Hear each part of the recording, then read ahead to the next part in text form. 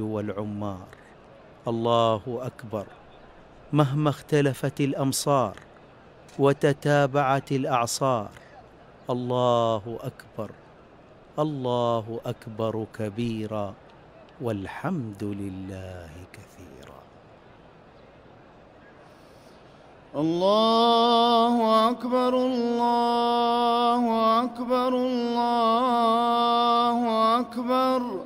لا إله إلا الله. الله أكبر الله أكبر ولله الحمد. الله أكبر كبيرا، والحمد لله كثيرا، وسبحان الله بكرة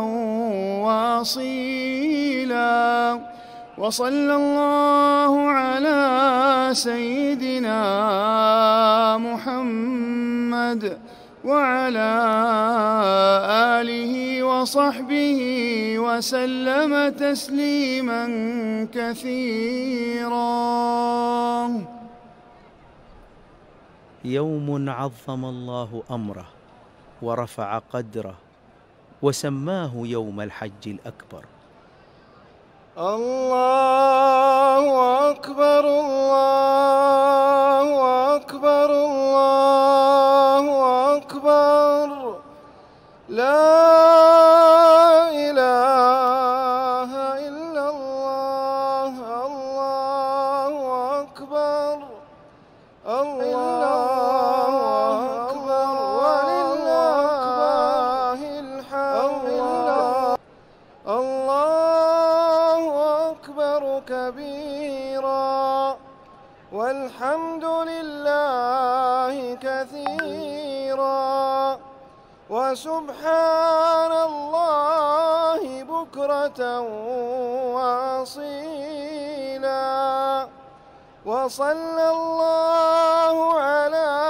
سيدنا محمد وعلى آله وصحبه وسلم تسليما كثيرا. صلاة العيد أثابكم الله. صلاة العيد أثابكم الله. استووا أقيموا صفوفكم وتراصوا. الله أكبر الله أكبر الله أكبر الله أكبر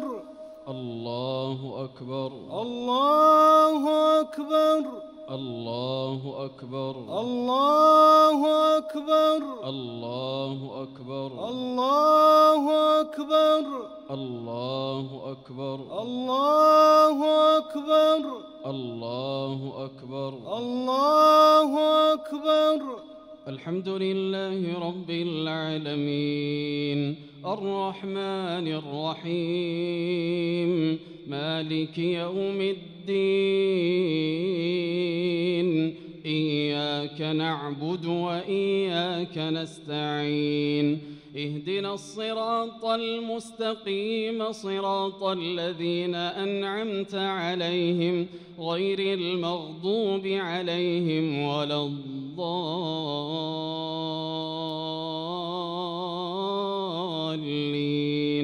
آمين. سبح اسم ربك الأعلى الذي خلق فسوى والذي قدر فهدى والذي أخرج المرعى فجعله غثاء أحوى سنقرئك فلا تنسى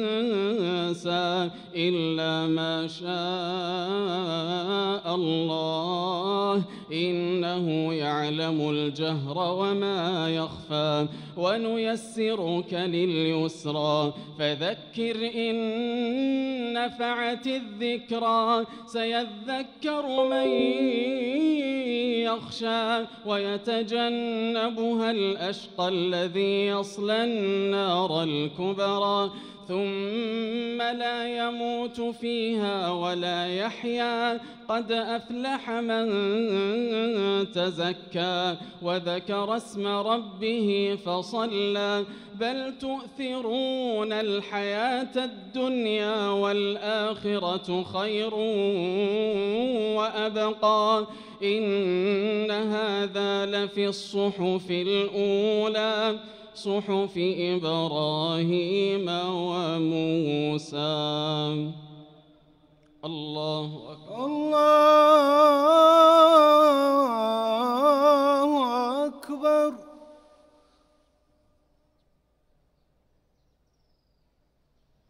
سمع الله لمن حمده. ربنا ولك الحمد.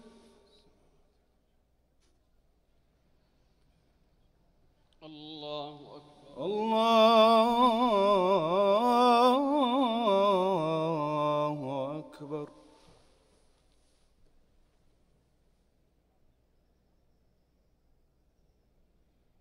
الله أكبر. الله أكبر. الله أكبر.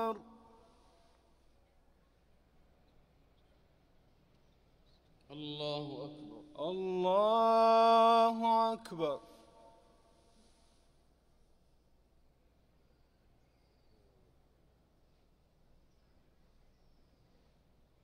الله أكبر. الله أكبر. الله أكبر. الله أكبر. الله أكبر. الله أكبر. الله أكبر. الله أكبر. الله أكبر. الله أكبر. الله أكبر. الله أكبر.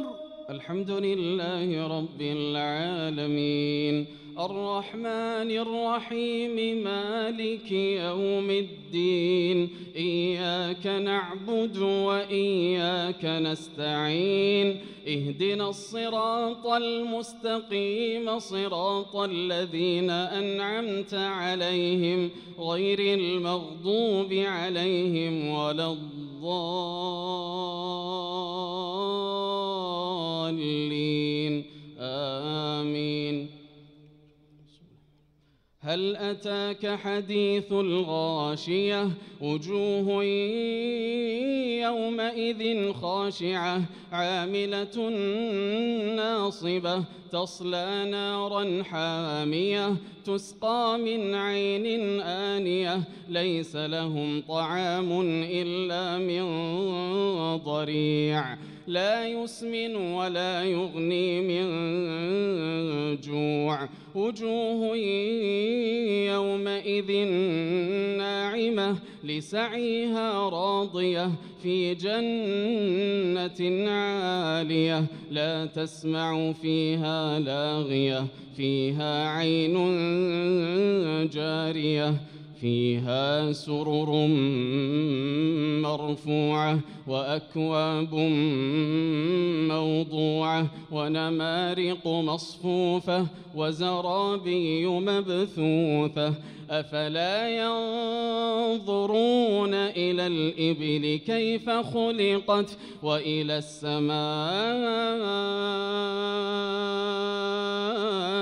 كيف رفعت وإلى الجبال كيف نصبت وإلى الأرض كيف سطحت فذكر إنما أنت مذكر لست عليهم بمسيطر إلا من تولى وكفر فيعذبه الله العذاب الأكبر إن إلينا إيابهم ثم إن علينا حسابهم. الله أكبر. الله أكبر.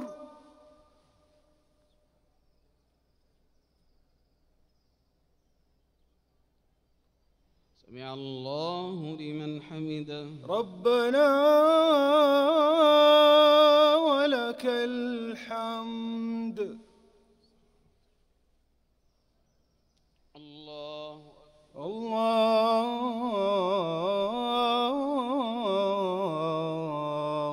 أكبر.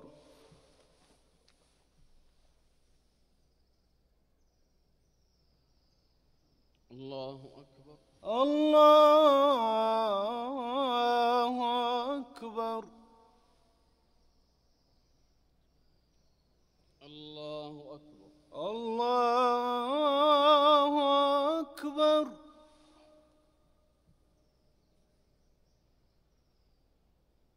الله أكبر. الله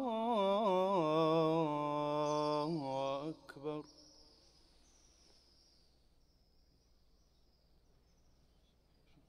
تقرير توزيع الأضاحي للعام 1402 تامها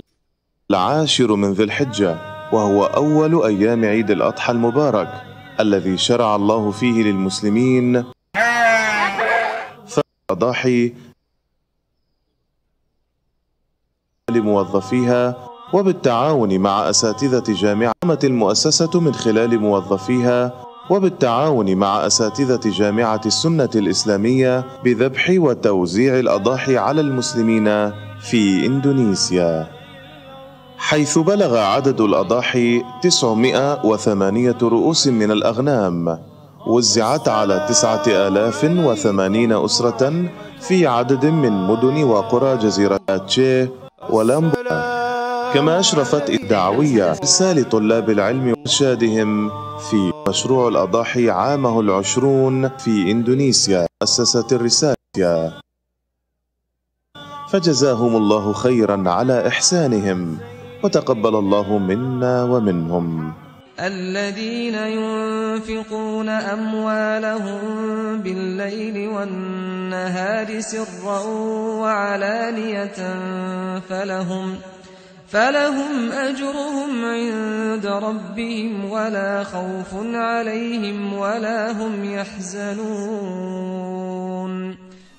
مؤسسة الرسالة الخيرية، ميدان، إندونيسيا.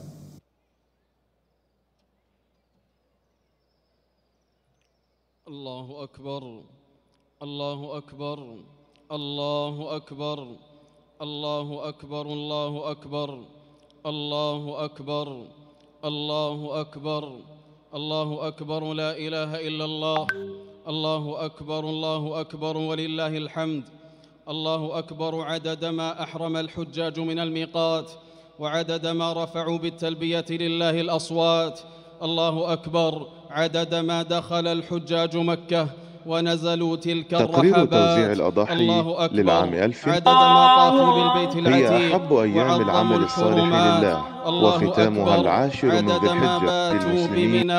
ووقفوا بعرفات. الله أكبر عدد ما باتوا بمزدلفة وعادوا إلى منى للمبيت ورمي الجمرات. الله أكبر وبالتعاون مع أساتذة جامعة السنة الإسلامية بذبح وتوزيع الأضاحي على المسلمين في إندونيسيا، عدد خلقه ورضا نفسه حيث بلغ عدد الأضاحي 1034 رأسا من الأغنام، وزعت على 10,340 أسرة في عدد من مدن وقرى جزيرتي سقط ميدان الغربية. كما أشرفت إدارة الدعوة لمؤسسة الرسالة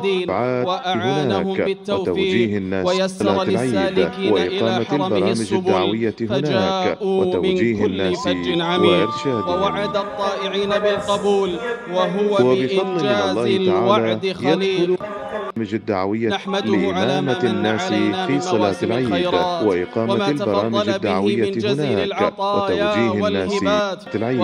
وإقامة البرامج الدعوية هناك وتوجيه الناس وإرشادهم. ودافع النقم وفارج وبفضل الكربات، المسلمين في وأشهد إندونيسيا، أن وذلك من محمدا خلال عبده تكاتف ورسوله المؤمنين أكمل الملتقين الخلق مع وأفضل مؤسسة البريات، الرسالة صلى الله لعامة عليه الفقراء وعلى آله والمساكين وأزواجه في وأصحابه إندونيسيا، ومن فجزاهم تبعهم الله بإحسان خيرا على ما إحسانهم، دامت الأرض وتقبل الله والسماوات منا وسلم ومنهم. تسليما كثيرا. الذين أما بعد، ينفقون فأوصيكم أيها أموالهم الناس ونفسي بالليل بتقوى الله، والنهار فإنها سرا أقوى وأولى وعلانية وأعدل، وهي خير اللباس فلهم في الوجود أجرهم وأجمل، عند فما ربهم أحسنها ولا من زينة خوف لمن كان عليهم يعمل، ولا هم وهي الذخر يحزنون. يوم القيامة والزاد المؤمل. مؤسسة الرسالة وتزودوا الخيرية فإن خير الزاد التقوى، فالأيام الفضيلة مطايا، والسعيد من أعد العدة قبل يوم المنايا، والشقي من رضي بالدنايا، فبلية الهوى لا تشبه البلايا. الله أكبر الله أكبر لا إله إلا الله، الله أكبر الله أكبر ولله الحمد. ضيوف الرحمن، حجاج بيت الله الحرام، هنيئا لكم يا من لبيتم النداء، هنيئا لكم يا من لبيتم النداء، فأتيتم من كل فج عميق، وفارقتم الأهل والأوطان شوقا إلى البيت العتيق، وأداء لركن من أركان الإسلام وشعيرة من شعائره العظام، مرددين بلسان الحال والمقال لبيك اللهم لبيك. حجاج بيت الله، قد من الله عليكم بالوقوف على صعيد عرفة والمبيت بمزدلفة والإفاضة إلى منى، وها نحن نرفل وإياكم في هذا اليوم العظيم الذي عظمه رب كريم، فرفع قدره وأبان فضله وشرف ذكره وسماه يوم الحج الأكبر، لأن الحجاج يؤدون فيه معظم مناسك الحج من رمي للجمرات ونحر وحلق وطواف وسعي. فعن عبد الله بن قرط رضي الله عنه قال: قال رسول الله صلى الله عليه وسلم: إن أعظم الأيام عند الله تبارك وتعالى يوم النحر ثم يوم القر. رواه أبو داود بسند صحيح. وجعل الله تعالى هذا اليوم عيدا للمسلمين، فهنيئا لكم يا حجاج بيت الله الحرام، وهنيئا لأمة الإسلام في هذا اليوم الأغر بحلول عيد الأضحى المبارك، أعاده الله علينا وعليكم وعلى المسلمين باليمن والخير والبركات. وتقبل الله حجكم وشكر سعيكم وأعطاكم سؤلكم وأتم لكم نسككم وغفر ذنبكم. حجاج بيت الله الحرام، إلزموا المبيت بمنى أيام التشريق، وأكثروا فيها من ذكر الله وتكبيره، امتثالا لأمر ربكم واتباعا لسنة نبيكم واقتفاء لأثر سلفكم الصالح. الله أكبر الله أكبر، لا إله إلا الله، الله أكبر الله أكبر ولله الحمد. عباد الله، في هذه البقاع الشريفة والحرمات المنيفة نستنطق هذا الحدث العظيم متأملين في المقاصد والدلالات، متفكرين فيما تنطوي عليه شعائره من عبر وعظات ودروس خالدات تعجز عن وصفها الكلمات والعبارات. فمن عظات هذا الموسم ودلالاته وأجل مقاصده وتجلياته أنه تأصيل للتوحيد وتخليص للقلوب والأفعال والأقوال من كل شائبة للشرك والتنديد. ولذلك كان أول شعار الحج هو التلبية، فقد ذكر جابر رضي الله عنه في صفة حج النبي صلى الله عليه وسلم أنه أهل بالتوحيد. ومن عظات الحج ومقاصده تجديد العهد بهدي النبي صلى الله عليه وسلم، تعظيما وتقديما واقتداء وتحقيقا للأصل الثاني من الشهادتين. فعن جابر رضي الله عنهما قال: رأيت النبي صلى الله عليه وسلم يرمي على راحلته يوم النحر ويقول: خذوا مناسككم فإني لا أدري لعلي لا أحج بعد حجتي هذه. رواه مسلم. فالحج موسم للاتباع وتجفيف لمنابع الإحداث والغلو والابتداع. فقد أنزل الله تعالى في يوم عرفة: اليوم أكملت لكم دينكم وأتممت عليكم نعمتي ورضيت لكم الإسلام دينا. ومن عظات الحج ومقاصده تجديد العهد بأركان الإسلام. فعن أبي أمامة رضي الله عنه قال: سمعت رسول الله صلى الله عليه وسلم يخطب في حجة الوداع فقال: اتقوا الله ربكم وصلوا خمسكم وصوموا شهركم وأدوا زكاة أموالكم وأطيعوا ذا أمركم تدخلوا جنة ربكم. رواه الترمذي وصححه. فبدأ صلى الله عليه وسلم بالتقوى التي تتجلى في الحج قولا وعملا،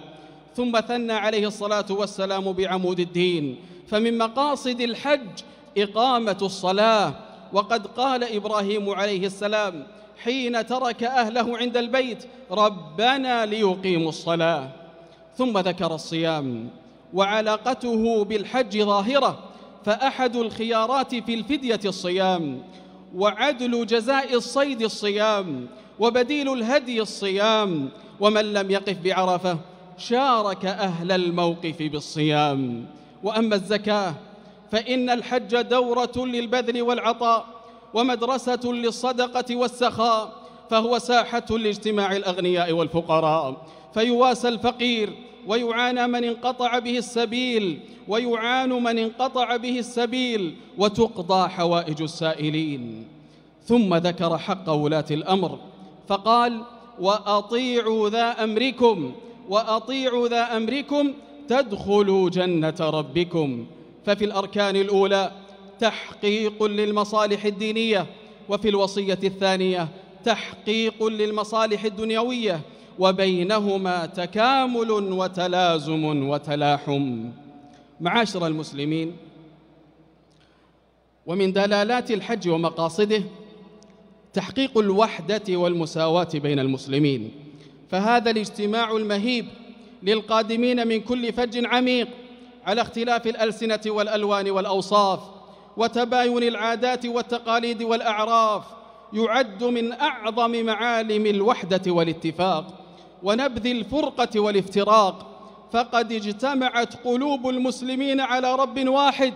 ورسول واحد وكتاب واحد وقبلة واحدة وشعائر واحدة وتلبية واحدة: إن هذه أمتكم أمة واحدة وأنا ربكم فاعبدون. وخطب رسول الله صلى الله عليه وسلم في وسط أيام التشريق فقال: يا أيها الناس ألا إن ربكم واحد وإن أباكم واحد. رواه أحمد بسند صحيح. الله أكبر الله أكبر، لا إله إلا الله، الله أكبر الله أكبر، ولله الحمد. ومن عظات هذا الموسم ومذكراته حفظ حقوق الإنسان، وقد أكد ذلك رسول الله صلى الله عليه وسلم في حجة الوداع، فقال في خطبة يوم النحر: إن دماءكم وأموالكم وأعراضكم عليكم حرام كحرمة يومكم هذا في بلدكم هذا في شهركم هذا. رواه البخاري. ومن عظات هذا الموسم ودلالاته إكرام الإسلام للمرأة وحفظ حقوقها، فجعلها درة مصونة ولؤلؤة مكنونة. تجلى ذلك في اهتمام النبي صلى الله عليه وسلم بالمرأة في حجة الوداع، فقال صلى الله عليه وسلم: استوصوا بالنساء خيرا. رواه ابن ماجه. ومن جلائل العظات والدلالات أنه موسم أخلاقي يسمو فيه المسلم ويترفع عن مساوئ الأخلاق، وهذا من أوائل ما يلتفت إليه من عزم على الحج. قال الله سبحانه: فمن فرض فيهن الحج فلا رفث ولا فسوق ولا جدال في الحج. وقال النبي صلى الله عليه وسلم: من حج فلم يرفث ولم يفسق رجع كيوم ولدته أمه. رواه البخاري ومسلم. حجاج بيت الله الحرام، وباستحضار جميع هذه المعاني وغيرها في هذا اليوم العظيم وما يحصل فيه من منسك جليل، لن يكون الحج حينئذ مجرد عادة سنوية أو مناسبة موسمية، ولكنه تاريخ إيماني مجيد وتأصيل للتوحيد ومدرسة للاتباع وحملة ضد الغلو والابتداع ودورة خلقية ونظام تربوي ومنهج سلوكي ومحفل معرفي ومؤتمر حضاري. عباد الله، بارك الله لي ولكم في القرآن والسنة، ونفعنا وإياكم بما فيهما من الآيات والحكمة. أقول قولي هذا وأستغفر الله لي ولكم فاستغفروه إنه هو الغفور الرحيم.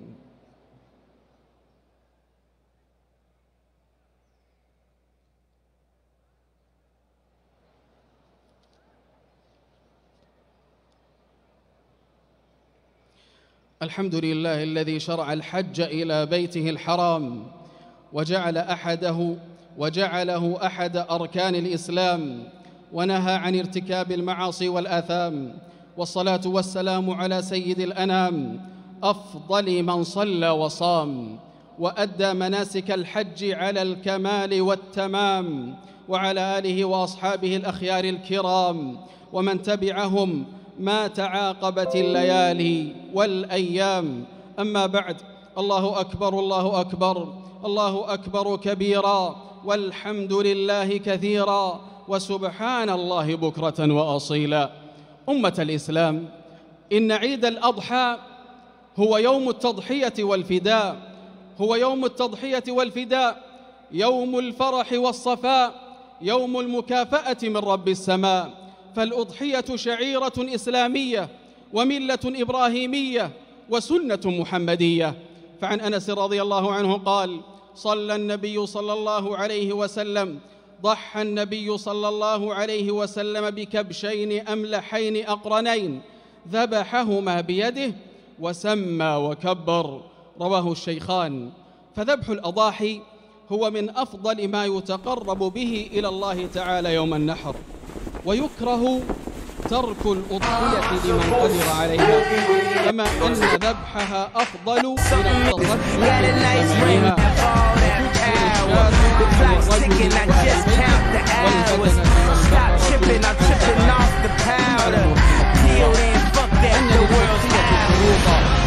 وهي أن تبلغ الأضحية سنة وأن تكون سالمة من العيوب، وأن تقدم بعد الصلاة إلى سبيل وينتهي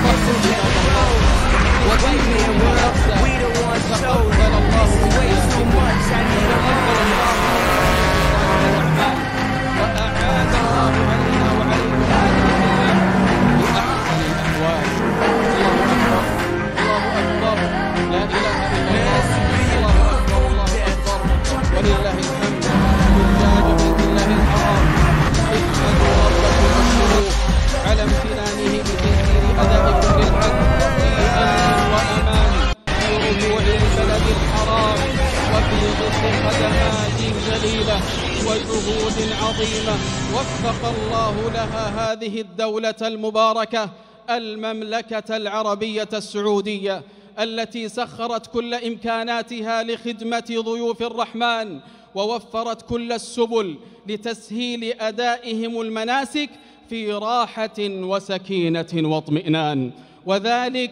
وذلك بقيادة حكيمة ومتابعة حثيثة من خادم الحرمين الشريفين الملك سلمان بن عبد العزيز وولي عهده الأمين الأمير محمد بن سلمان بن عبد العزيز، حفظهما الله تعالى وجزاهما عنا وعنكم حجاج بيت الله وعن الإسلام والمسلمين خير الجزاء وأعظمه وأزكاه وأوفاه. الله أكبر الله أكبر، لا إله إلا الله، الله أكبر الله أكبر ولله الحمد. عباد الله، هذا وصلوا وسلموا رحمكم الله على خير البرية وأفضل البشرية محمد بن عبد الله، فقد أمرتم بذلك في كتاب الله: إن الله وملائكته يصلون على النبي يا أيها الذين آمنوا صلوا عليه وسلموا تسليما. فاللهم صل وسلم وبارك على الرسول الأمين وعلى آله الطيبين الطاهرين وعلى أزواجه أمهات المؤمنين، وارض اللهم عن الخلفاء الراشدين، وارض اللهم عن الخلفاء الأربعة الراشدين وعن الصحابة أجمعين والتابعين ومن تبعهم بإحسان إلى يوم الدين، وعنا معهم بعفوك وجودك وفضلك وإحسانك يا أكرم الأكرمين. اللهم أعز الإسلام والمسلمين، اللهم أعز الإسلام والمسلمين، اللهم أعز الإسلام والمسلمين،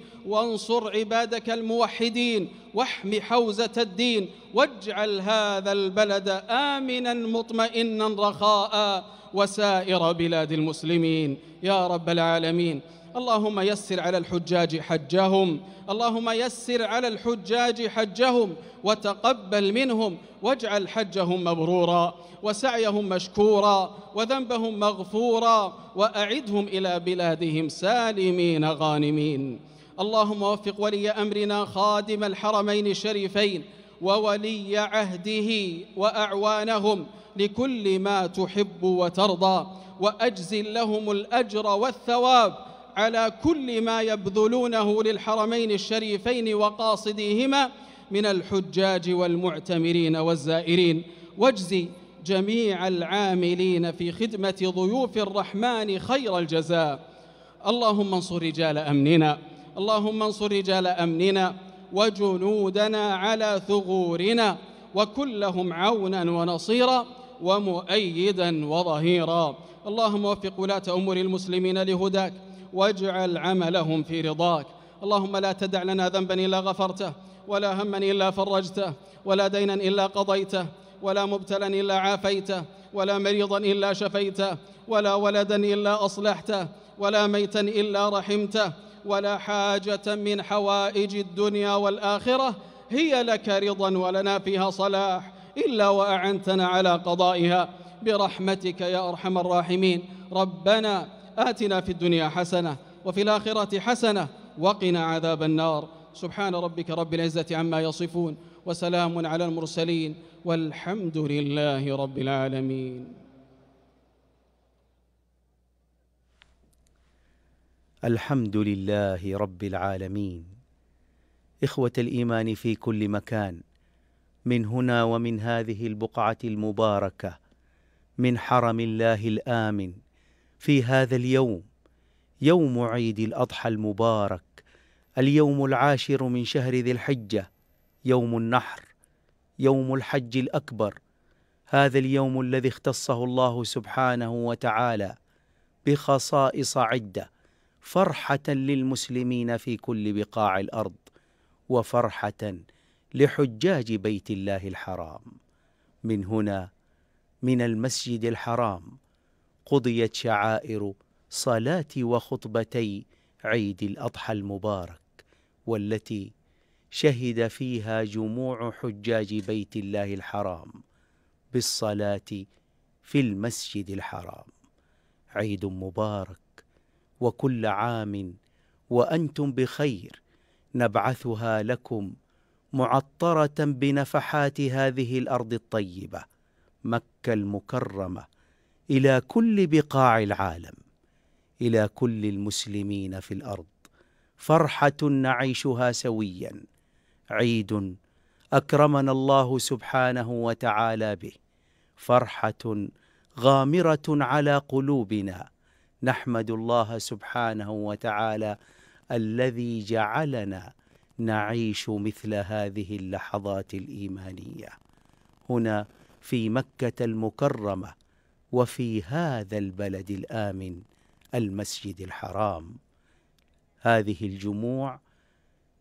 نوافيكم فيها بلقطات متعددة، فكنا معكم في مشعر عرفات، ونقلت عبر وسائل الإعلام وكافة قنوات المملكة العربية السعودية شعيرة الوقوف على صعيد عرفات، ومن ثم نفرة حجاج بيت الله الحرام إلى المشعر الحرام مشعر مزدلفة، ومنها إلى مشعر منى، ومنها إلى المسجد الحرام. لذلك وعبر قنوات التلفزيون السعودي نشارككم فرحة حجاج بيت الله الحرام وهم في المملكة العربية السعودية وعلى أرض مكة المكرمة وسط المشاعر المقدسة بأدائهم لهذه النسك والشعائر. تحية طيبة ننقلها لكم من هنا من قناة القرآن الكريم، إحدى قنوات المملكة العربية السعودية، بطاقم عملها الذي تشرف بنقل صلاة وخطبتي عيد الأضحى المبارك. فقد كان معكم من المكبرية عبد الله بن فيصل عابد، ومن هندسة الصوت خالد الشهري وخالد الحربي وأحمد القاسم، ومن ضبط الصورة ماجد الشهري، سامي اللهيبي، عمر الخطابي، ومن التصوير بندر الصبياني وأنمار غازي، ومن الأستوديو إبراهيم الصهيل، ومن الإشراف العام صالح بن سليمان الأحمدي، ومن الإخراج رضوان صحرة وتركي بخاري. وتحية طيبة مني ممن تشرف على التعليق على هذا النقل الحي والمباشر، بهاء عسكر. تحية طيبة لكم وكل عام وأنتم بخير.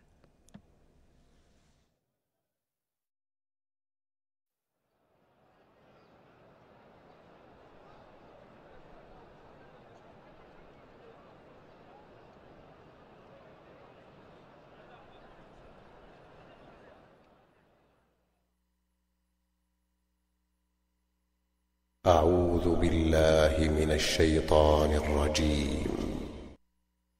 إنا أنزلنا التوراة فيها هدى ونور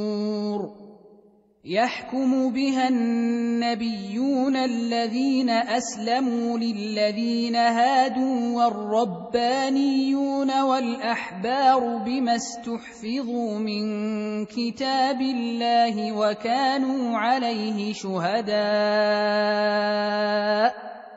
فلا تخشوا الناس واخشوني ولا تشتروا بآياتي ثمنا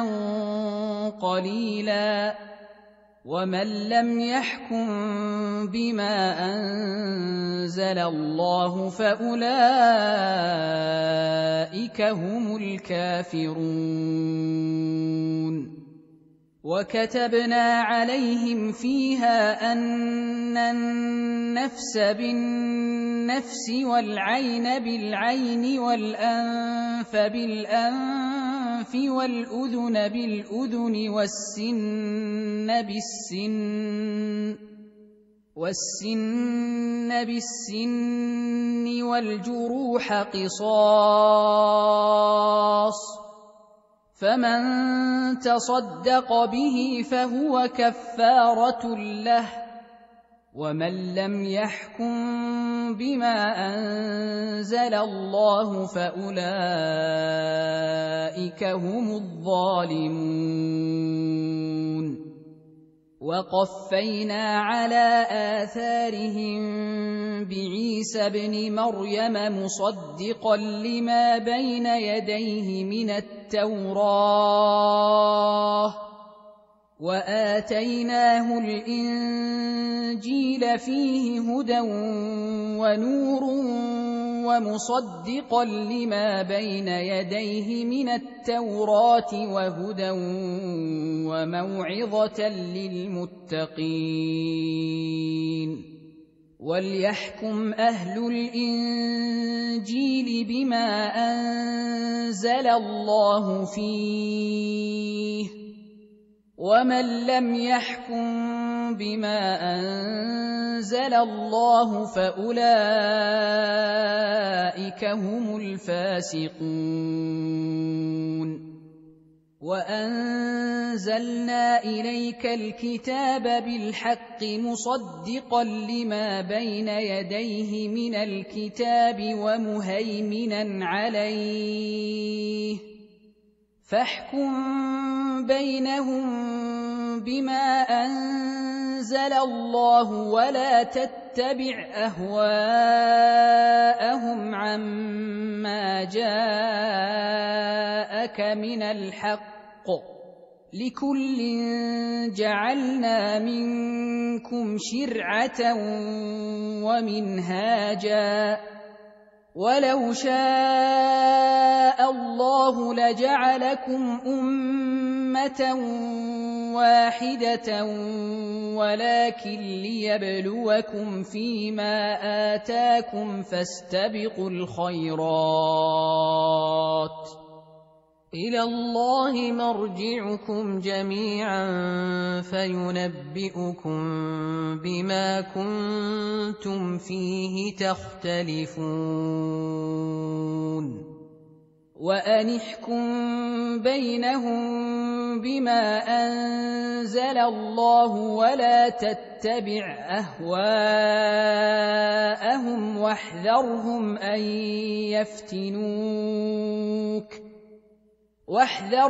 أن يفتنوك عن بعض ما أنزل الله إليك، فإن تولوا فاعلم أنما يريد الله أن يصيبهم ببعض ذنوبهم، وإن كثيرا من الناس لفاسقون.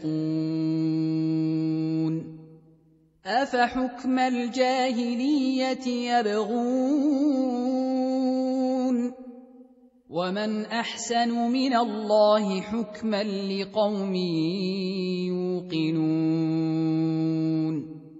يا أيها الذين آمنوا لا تتخذوا اليهود والنصارى أولياء، بعضهم أولياء بعض، ومن يتولهم منكم فإنه منهم، إن الله لا يهدي القوم الظالمين. فترى الذين في قلوبهم مرض يسارعون فيهم يقولون نخشى أن تصيبنا دائرة، فعسى الله أن يأتي بالفتح أو أمر من عنده فيصبحوا على ما أسروا في أنفسهم نادمين. ويقول الذين آمنوا أهؤلاء الذين أقسموا بالله جهد أيمانهم إنهم لمعكم، حبطت أعمالهم فأصبحوا خاسرين. يا أيها الذين آمنوا من يرتد منكم عن دينه فسوف يأتي الله بقوم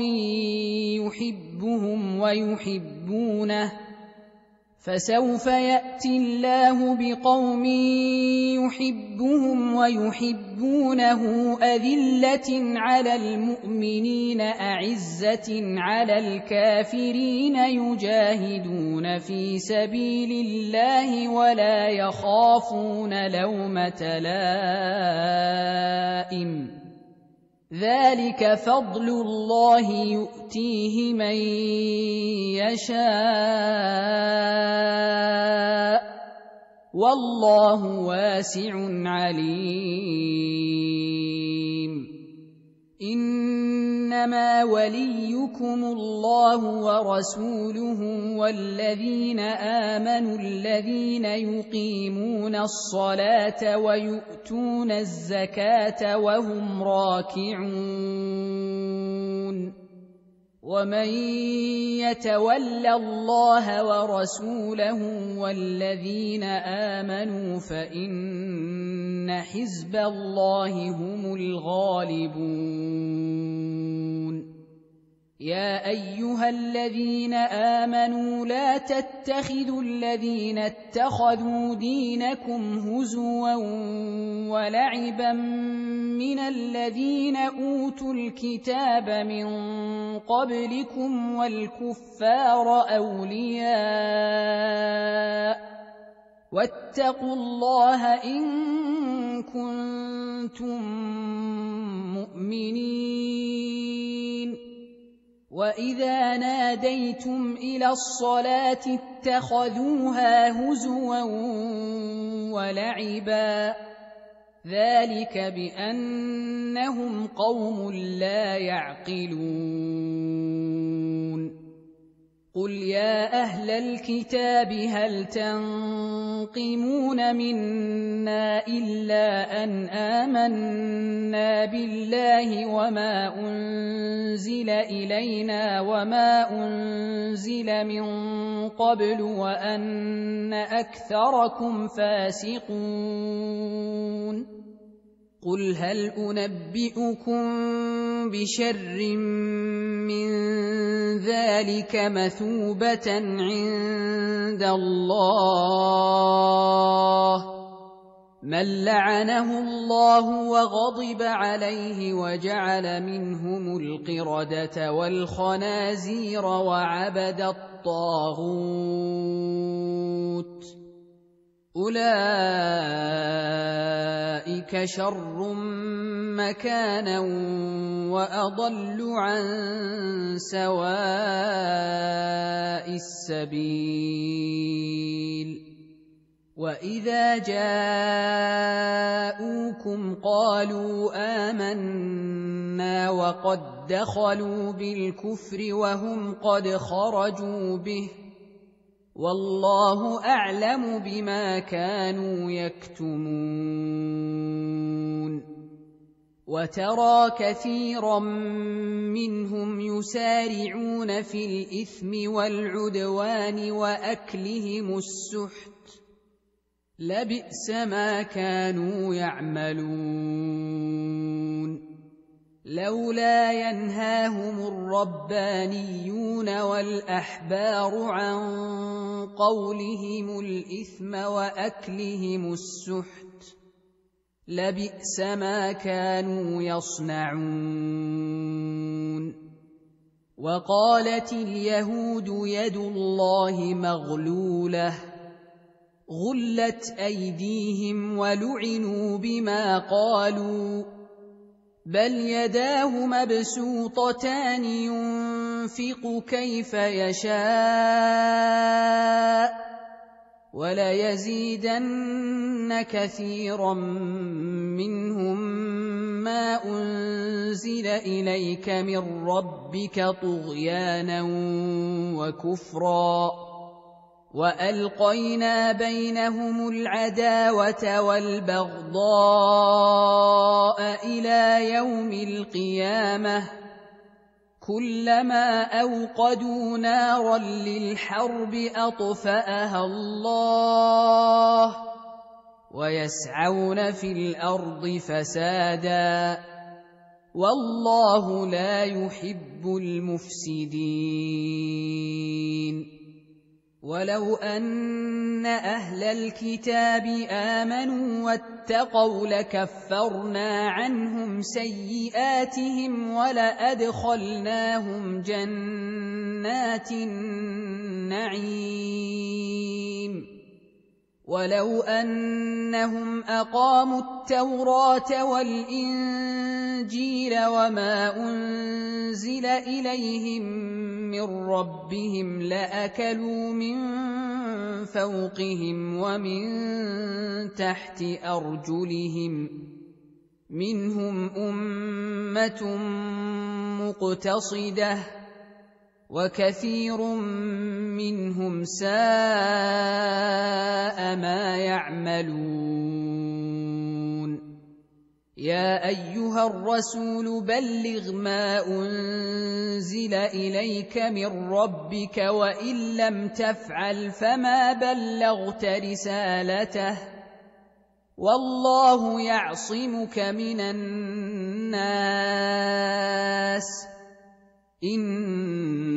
الله لا يهدي القوم الكافرين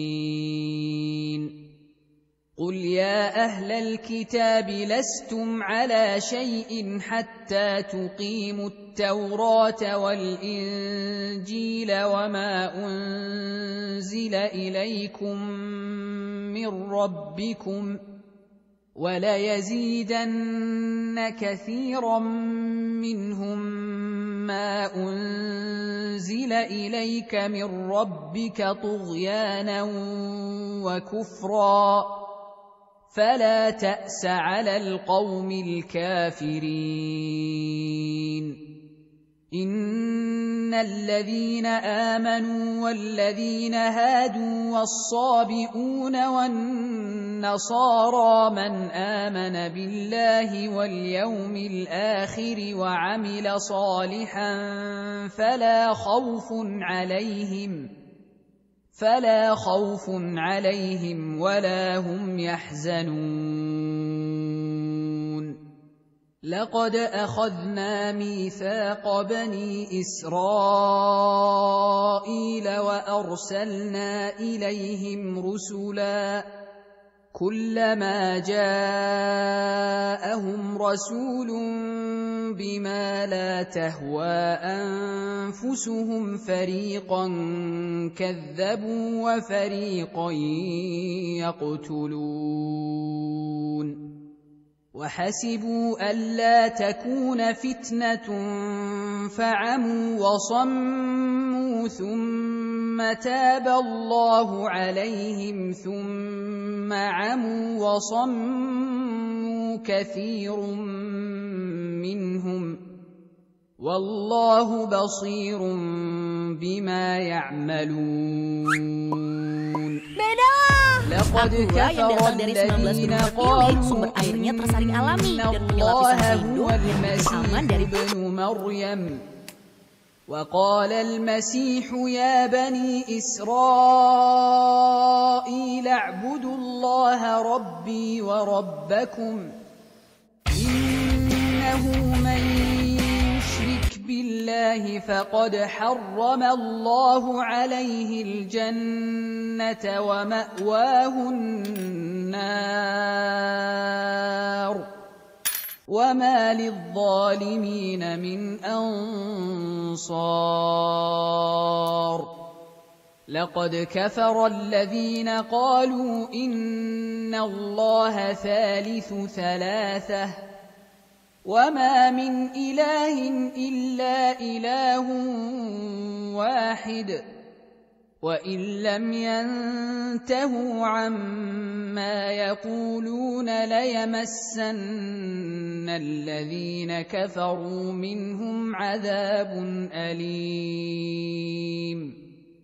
أفلا يتوبون إلى الله ويستغفرونه والله غفور رحيم ما المسيح ابن مريم إلا رسول قد خلت من قبله الرسل وأمه صديقة كانا يأكلان الطعام انظر كيف نبين لهم الآيات ثم انظر أنى يؤفكون قل أتعبدون من دون الله ما لا يملك لكم ضرا ولا نفعا والله هو السميع العليم قل يا أهل الكتاب لا تغلوا في دينكم غير الحق ولا تتبعوا أهواء قوم قد ضلوا من قبل وأضلوا كثيرا وضلوا عن سواء السبيل لعن الذين كفروا من بني إسرائيل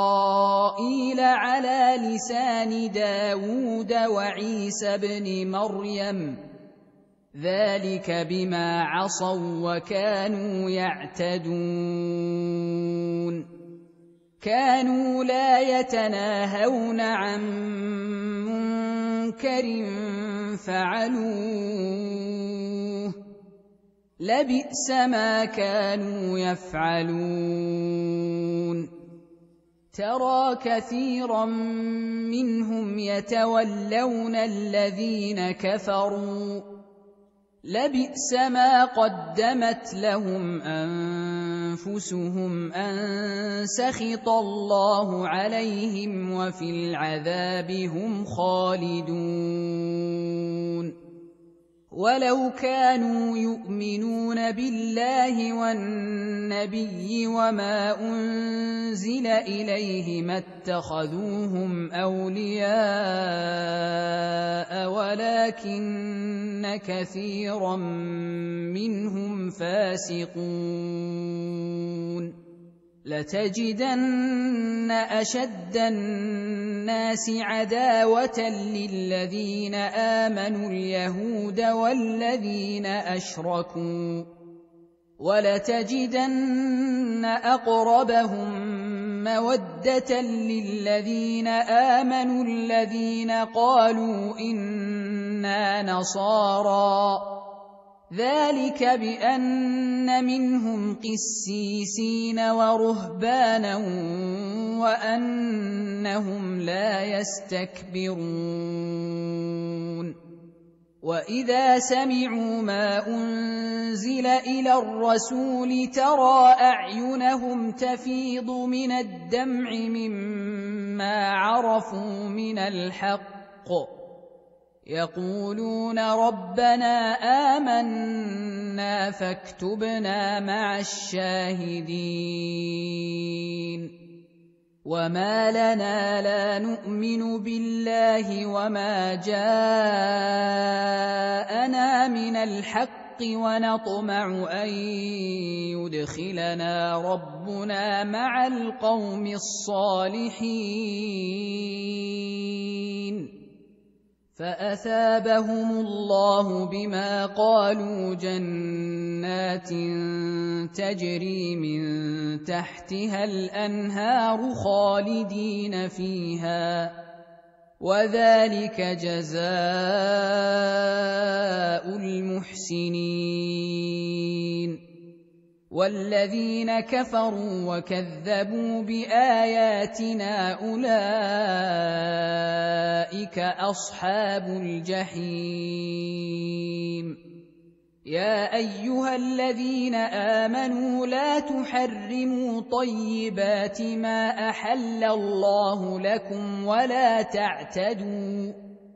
إن الله لا يحب المعتدين وكلوا مما رزقكم الله حلالا طيبا واتقوا الله الذي أنتم به مؤمنون لا يؤاخذكم الله باللغو في أيمانكم ولكن يؤاخذكم بما عقدتم الأيمان فكفارته إطعام 10 مساكين من أوسط ما تطعمون أهليكم أو كسوتهم أو تحرير رقبة فمن لم يجد فصيام 3 أيام ذلك كفارة أيمانكم إذا حلفتم واحفظوا أيمانكم كذلك يبين الله لكم آياته لعلكم تشكرون يا أيها الذين آمنوا إنما الخمر والميسر والأنصاب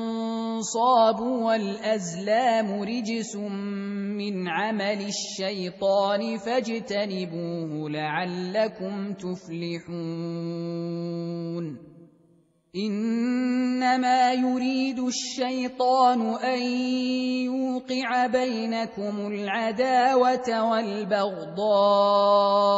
في الخمر والميسر ويصدكم عن ذكر الله وعن الصلاة فهل أنتم منتهون وأطيعوا الله وأطيعوا الرسول واحذروا فإن توليتم فاعلموا أنما على رسولنا البلاغ المبين ليس على الذين آمنوا وعملوا الصالحات جناح فيما طعموا إذا ما اتقوا وآمنوا وعملوا الصالحات ثم اتقوا وآمنوا ثم اتقوا وأحسنوا والله يحب المحسنين يا أيها الذين آمنوا ليبلونكم الله بشيء من الصيد تناله أيديكم ورماحكم ليعلم الله من يخافه بالغيب فمن اعتدى بعد ذلك فله عذاب أليم يا أيها الذين آمنوا لا تقتلوا الصيد وأنتم حرم ومن قتله منكم متعمدا فجزاء مثل ما قتل من النعم يحكم به ذوى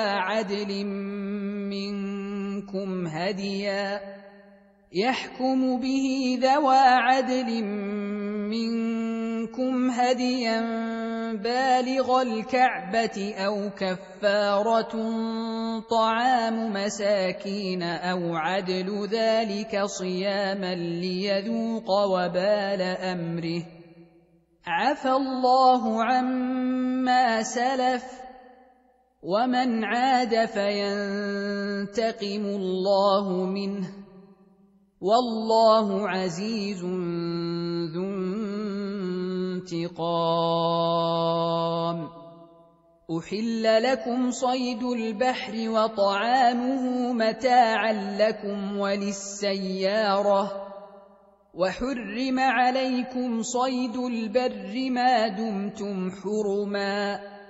واتقوا الله الذي إليه تحشرون. Sain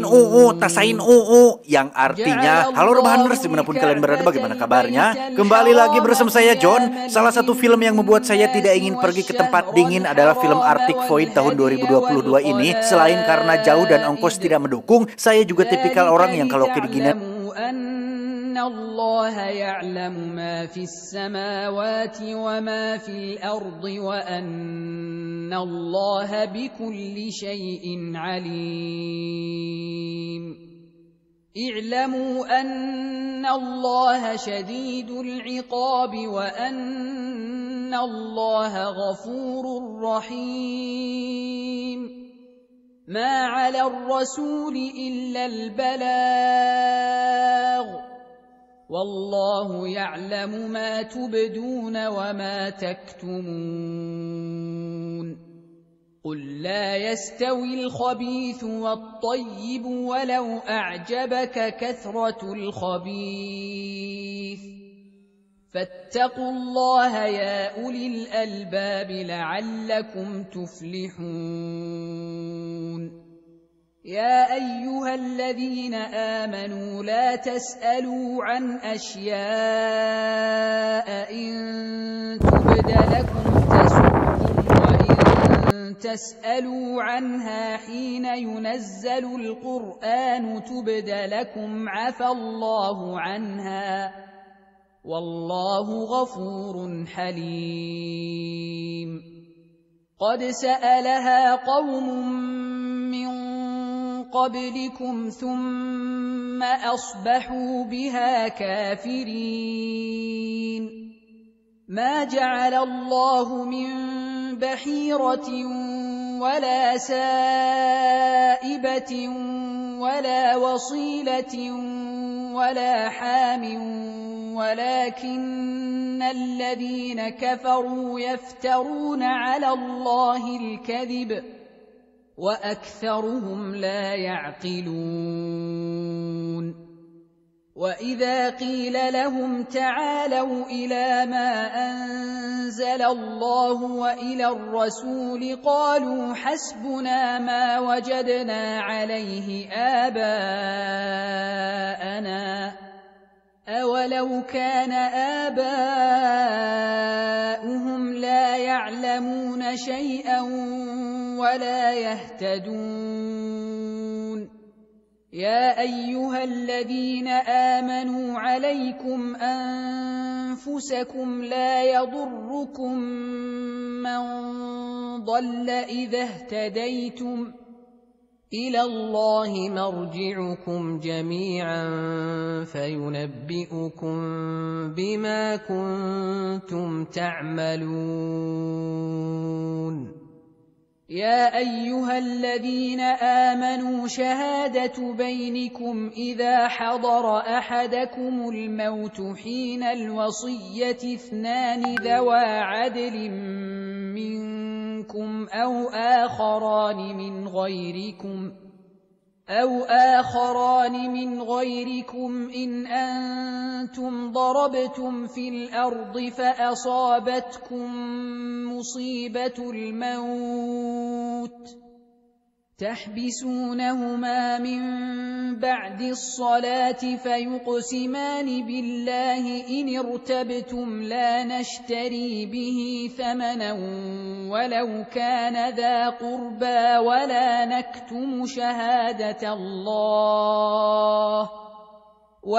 نكتم شهادة الله إنا إذا لمن الآثمين. فإن عثر على أنهما استحقا إثما فآخران يقومان مقامهما من الذين استحق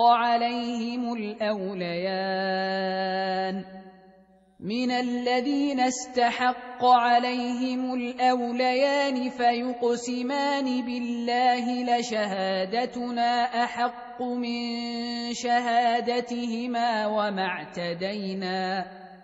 وما اعتدينا إنا إذا لمن الظالمين. ذلك أدنى أن يأتوا بالشهادة على وجهها أو يخافوا أن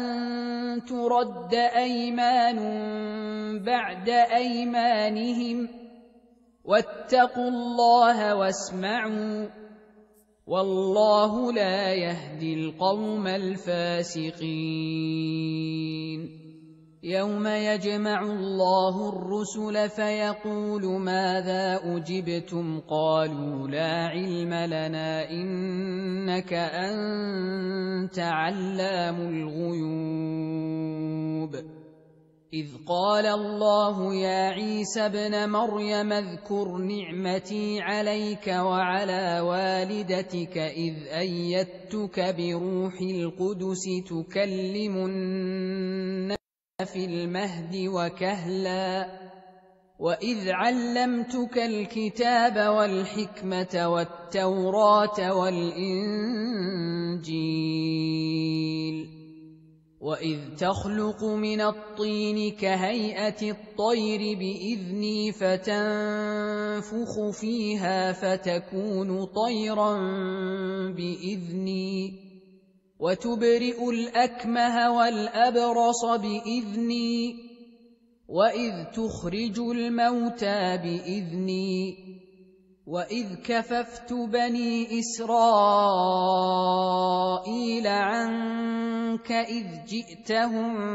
بالبينات فقال الذين كفروا منهم إن هذا إلا سحر مبين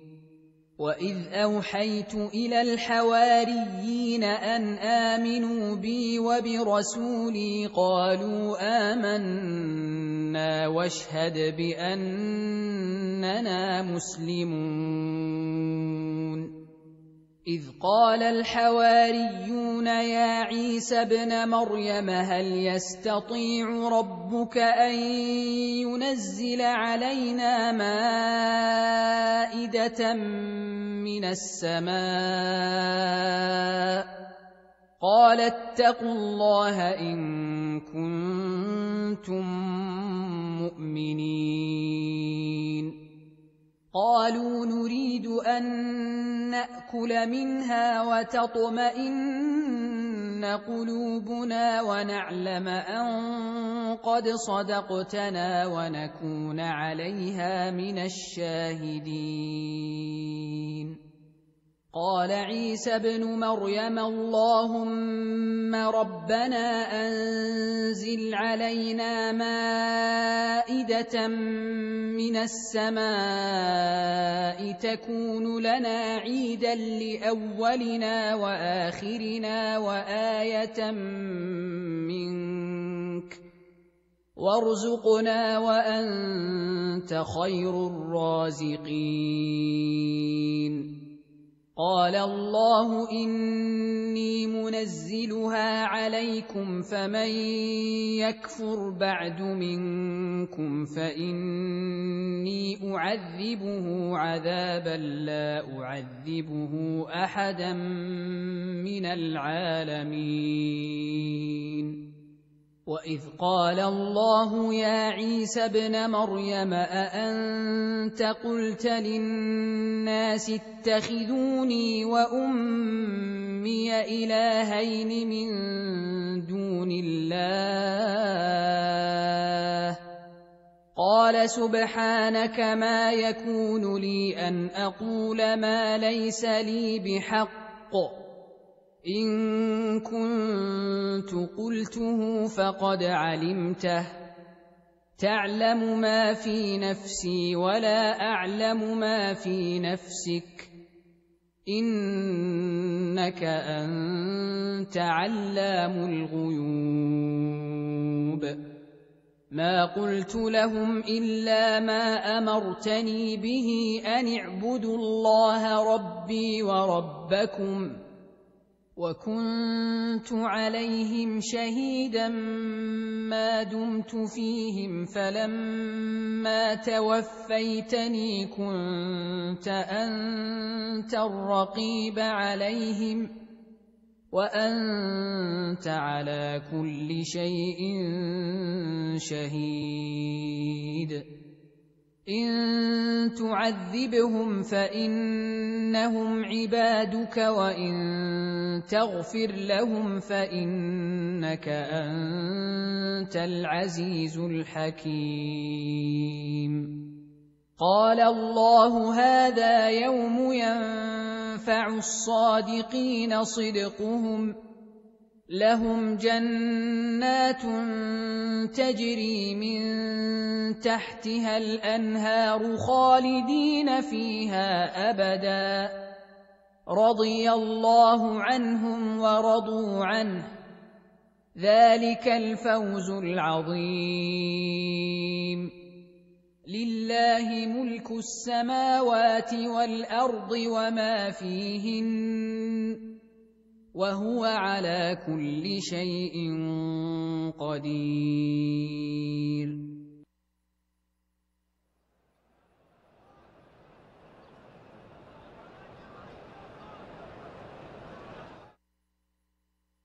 بسم الله الرحمن الرحيم الحمد لله الذي خلق السماوات والأرض وجعل الظلمات والنور ثم الذين كفروا بربهم يعدلون هو الذي خلقكم من طين ثم قضى أجلا وأجل مسمى عنده ثم أنتم تمترون وهو الله في السماوات وفي الأرض يعلم سركم وجهركم ويعلم ما تكسبون وما تأتيهم من آية من آيات ربهم إلا كانوا عنها معرضين فقد كذبوا بالحق لما جاءهم فسوف يأتيهم أنباء ما كانوا به يستهزئون ألم يروا كم أهلكنا من قبلهم من قرن مكناهم في الأرض ما لم نمكن لكم وأرسلنا السماء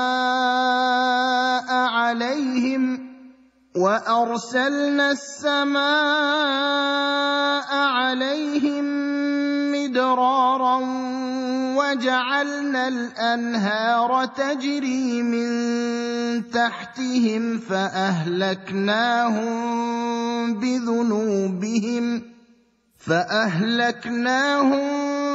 بذنوبهم وأنشأنا من بعدهم قرنا آخرين ولو نزلنا عليك كتابا في قرطاس فلمسوه بأيديهم لقال الذين كفروا إن هذا إلا سحر مبين وقالوا لولا أنزل عليه ملك ولو أنزلنا ملكا لقضي الأمر ثم لا ينظرون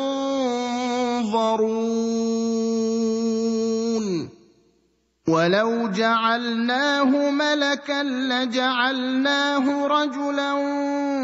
وللبسنا عليهم ما يلبسون ولقد استهزئ برسل من قبلك فحاق بالذين سخروا منهم ما كانوا به يستهزئون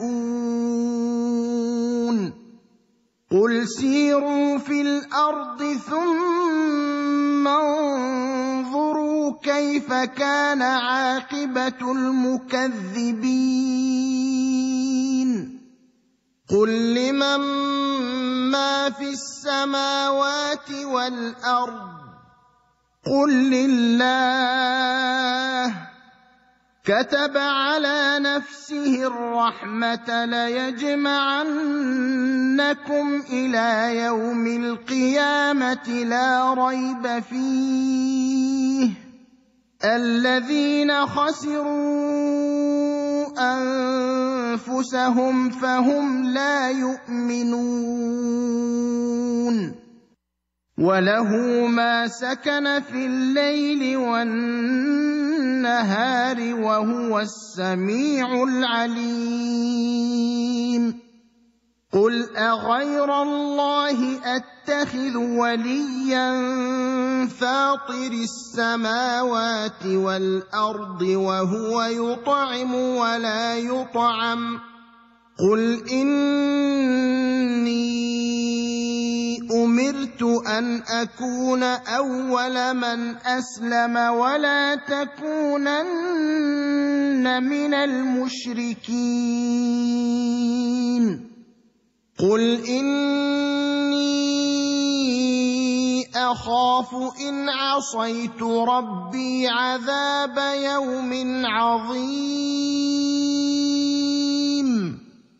من يصرف عنه يومئذ فقد رحمه وذلك الفوز المبين وإن يمسسك الله بضر فلا كاشف له إلا هو وإن يمسسك بخير فهو على كل شيء قدير وهو القاهر فوق عباده وهو الحكيم الخبير قل أي شيء أكبر شهادة قل الله شهيد بيني وبينكم وأوحي إلي هذا القرآن لأنذركم به ومن بلغ أئنكم لتشهدون أن مع الله آلهة أخرى قل لا أشهد قل إنما هو إله واحد وإنني بريء مما تشركون الذين آتيناهم الكتاب يعرفونه كما يعرفون أبناءهم الذين خسروا أنفسهم فهم لا يؤمنون ومن أظلم ممن افترى على الله كذبا أو كذب بآياته إنه لا يفلح الظالمون ويوم نحشرهم جميعا ثم نقول للذين أشركوا أين شركاؤكم الذين كنتم تزعمون ثم لم تكن فتنتهم إلا أن قالوا والله ربنا ما كنا مشركين انظر كيف كذبوا على أنفسهم وضل عنهم ما كانوا يفترون ومنهم من يستمع إليك وجعلنا على قلوبهم أكنة أن يفقهوه وفي آذانهم وقرا وإن يروا كل آية لا يؤمنوا بها حتى إذا جاءوك يجادلونك يقول الذين كفروا إن هذا إلا أساطير الأولين وهم ينهون عنه وينأون عنه وإن يهلكون إلا أنفسهم وما يشعرون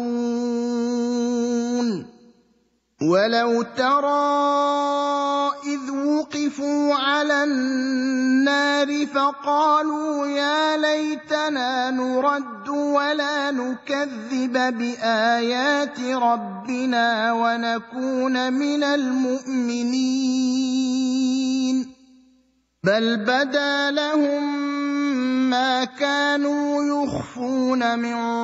قبل ولو ردوا لعادوا لما نهوا عنه وإنهم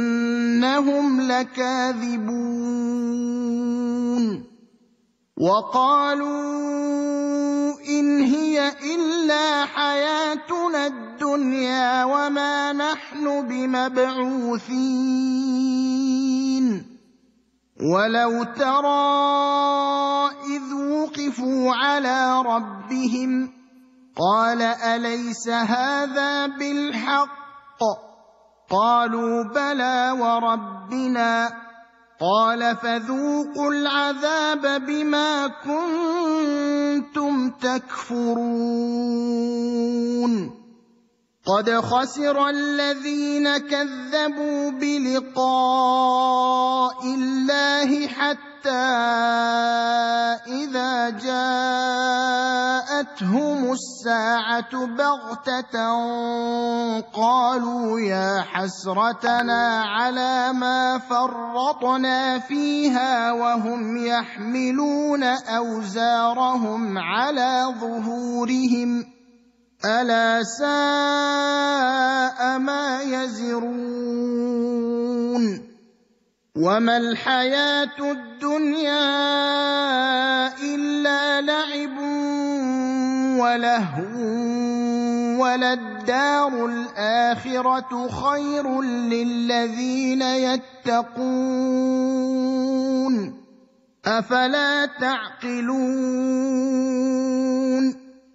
قد نعلم إنه ليحزنك الذي يقولون فإنهم لا يكذبونك ولكن الظالمين بآيات الله يجحدون ولقد كذبت رسل من قبلك فصبروا على ما كذبوا وأوذوا حتى أتاهم نصرنا ولا مبدل لكلمات الله ولقد جاءك من نبأ المرسلين وإن كان كبر عليك إعراضهم فإن استطعت أن تبتغي نفقا في الأرض أو سلما في السماء فتأتيهم بآية ولو شاء الله لجمعهم على الهدى فلا تكونن من الجاهلين إنما يستجيب الذين يسمعون والموتى يبعثهم الله ثم إليه يرجعون وقالوا لولا نزل عليه آية من ربه قل إن الله قادر على أن ينزل آية ولكن أكثرهم لا يعلمون وما من دابة في الأرض ولا طائر يطير بجناحيه إلا أمثالكم ما فرطنا في الكتاب من شيء ثم يحشرون والذين كذبوا بآياتنا صم وبكم في الظلمات من يشاء الله يضلله ومن يشاء يجعله على صراط مستقيم قل أرأيتكم إن أتاكم عذاب الله أو أتتكم الساعة أغير الله تدعون إن كنتم صادقين بل إياه تدعون فيكشف ما تدعون إليه إن شاء وتنسون ما تشركون ولقد أرسلنا إلى من قبلك فأخذناهم بالبأساء والضراء لعلهم يتضرعون فلولا إذ جاءهم بأسنا تضرعوا ولكن قست قلوبهم وزين لهم الشيطان ما كانوا يعملون فلما نسوا ما ذكروا به فتحنا عليهم أبواب كل شيء حتى إذا فرحوا بما أوتوا أخذناهم بغتة فإذا هم مبلسون فقطع دابر القوم الذين ظلموا والحمد لله رب العالمين قل أرأيتم إن أخذ الله سمعكم وأبصاركم وختم على قلوبكم من إله غير الله يأتيكم به انظر كيف نصرف الآيات ثم هم يصدفون قل أرأيتكم إن أتاكم عذاب الله بغتة أو جهرة هل يهلك إلا القوم الظالمون وما نرسل المرسلين إلا مبشرين ومنذرين فمن آمن وأصلح فلا خوف عليهم ولا هم يحزنون والذين كذبوا بآياتنا يمسهم العذاب بما كانوا يفسقون قل لا أقول لكم عندي خزائن الله ولا أعلم الغيب ولا أقول لكم إني ملك إن أتبع إلا ما يوحى إلي قل هل يستوي الأعمى والبصير أفلا تتفكرون وأنذر به الذين يخافون أن يحشروا إلى ربهم ليس لهم من دونه ولي ولا شفيع لعلهم يتقون ولا تطرد الذين يدعون ربهم بالغداة والعشي يريدون وجهه ما عليك من حسابهم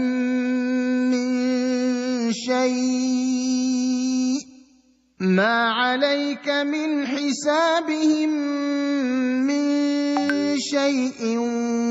وما من حسابك عليهم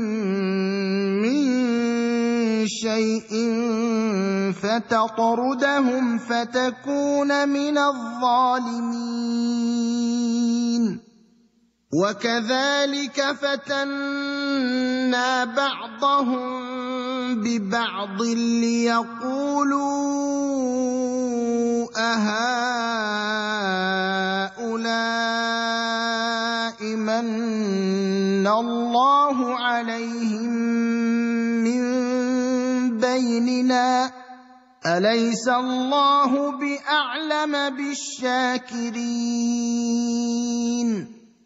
وإذا جاءك الذين يؤمنون بآياتنا فقل سلام عليكم كتب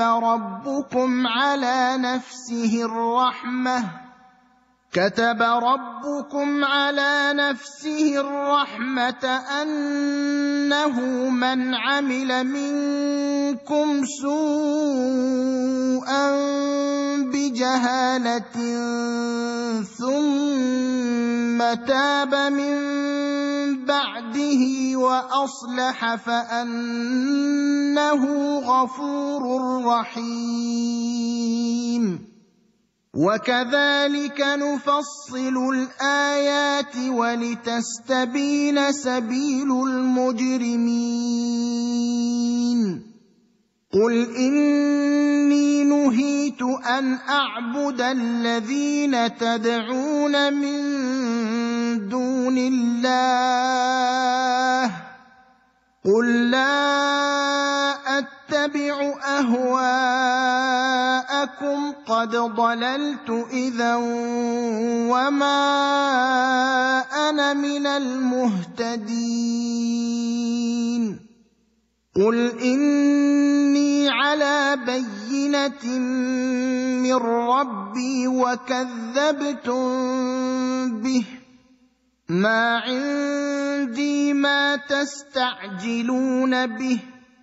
إن الحكم إلا لله يقص الحق وهو خير الفاصلين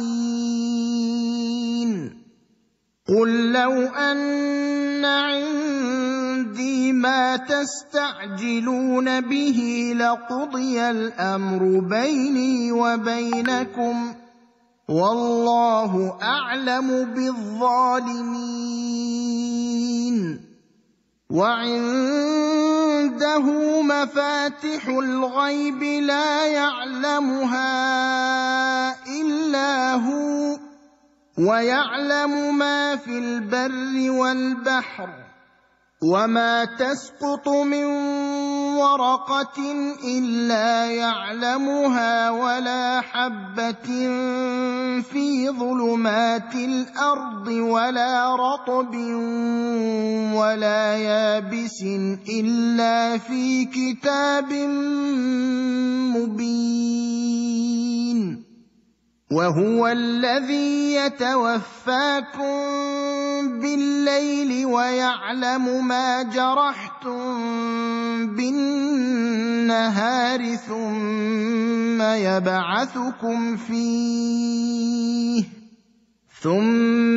يبعثكم فيه ليقضى أجل مسمى ثم إليه مرجعكم ثم ينبئكم بما كنتم تعملون وهو القاهر فوق عباده ويرسل عليكم حفظة حتى إذا جاء أحدكم الموت توفته رسلنا وهم لا يفرطون ثم ردوا إلى الله مولاهم الحق ألا له الحكم وهو أسرع الحاسبين قل من ينجيكم من ظلمات البر والبحر تدعونه تضرعا وخفية لئن أنجانا من هذه لنكونن من الشاكرين قل الله ينجيكم منها ومن كل كرب ثم أنتم تشركون قل هو القادر على أن يبعث عليكم عذابا من فوقكم أو من تحت أرجلكم أو يلبسكم شيعا ويذيق بعضكم بأس بعض انظر كيف نصرف الآيات لعلهم يفقهون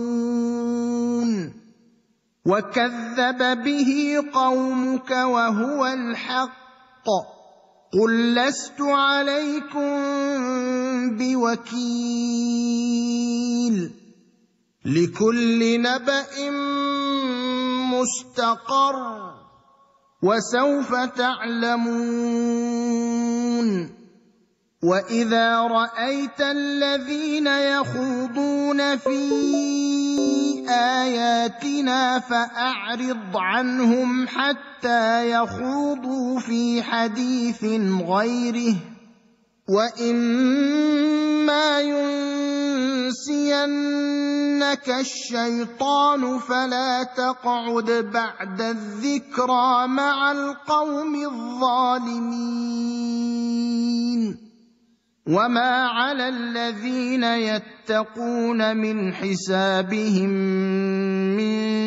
شيء ولكن ذكرى لعلهم يتقون وذر الذين اتخذوا دينهم لعبا ولهوا وغرتهم الحياة الدنيا وذكر به أن تبسل نفس بما كسبت ليس لها من دون الله ولي ولا شفيع وإن تعدل كل عدل لا يؤخذ منها أولئك الذين أبسلوا بما كسبوا لهم شراب من حميم وعذاب أليم بما كانوا يكفرون قل أندعو من دون الله ما لا ينفعنا ولا يضرنا ونرد على أعقابنا بعد إذ هدانا الله كالذي استهوته الشياطين في الأرض حيران له أصحاب يدعونه إلى الهدى ائتنا قل إن هدى الله هو الهدى وأمرنا لنسلم لرب العالمين وأن أقيموا الصلاة واتقوه وهو الذي إليه تحشرون وهو الذي خلق السماوات والأرض بالحق ويوم يقول كن فيكون قوله الحق وله الملك يوم ينفخ في الصور عالم الغيب والشهادة وهو الحكيم الخبير وإذ قال إبراهيم لأبيه آزر أتتخذ أصناما آلهة إني أراك وقومك في ضلال مبين وكذلك نري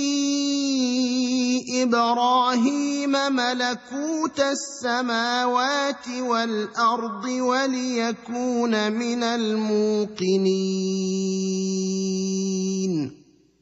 فلما جن عليه الليل رأى كوكبا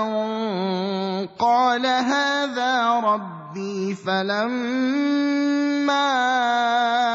أفل قال لا أحب الآفلين فلما رأى القمر بازغا قال هذا ربي فلما أفل قال لئن لم يهدني ربي لأكونن من القوم الضالين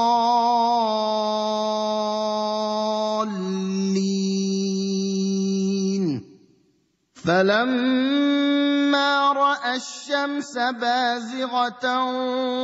قال هذا ربي هذا أكبر فلما أفلت قال يا قوم إني بريء مما تشركون إني وجهت وجهي للذي فطر السماوات والأرض حنيفا وما أنا من المشركين وحاجه قومه قال أتحاجوني في الله وقد هدان ولا أخاف ما تشركون به إلا أن يشاء ربي شيئا وسع ربي كل شيء علما أفلا تتذكرون وكيف أخاف ما أشركتم ولا تخافون أنكم أشركتم بالله ما لم ينزل به عليكم سلطانا فأي الفريقين أحق بالأمن إن كنتم تعلمون الذين آمنوا ولم يلبسوا إيمانهم بظلم أولئك لهم الأمن وهم مهتدون وتلك حجتنا آتيناها إبراهيم على قومه نرفع درجات من نشاء إن ربك حكيم عليم ووهبنا له إسحاق ويعقوب كلا هدينا ونوحا هدينا من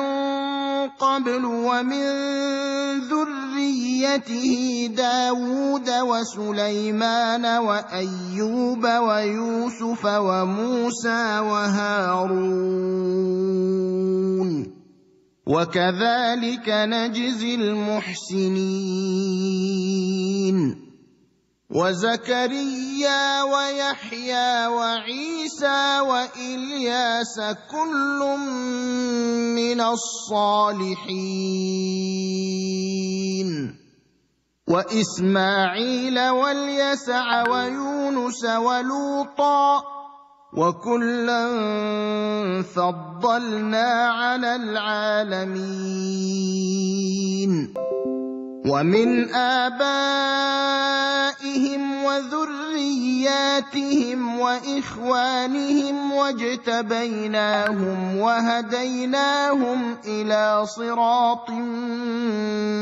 مستقيم ذلك هدى الله يهدي به من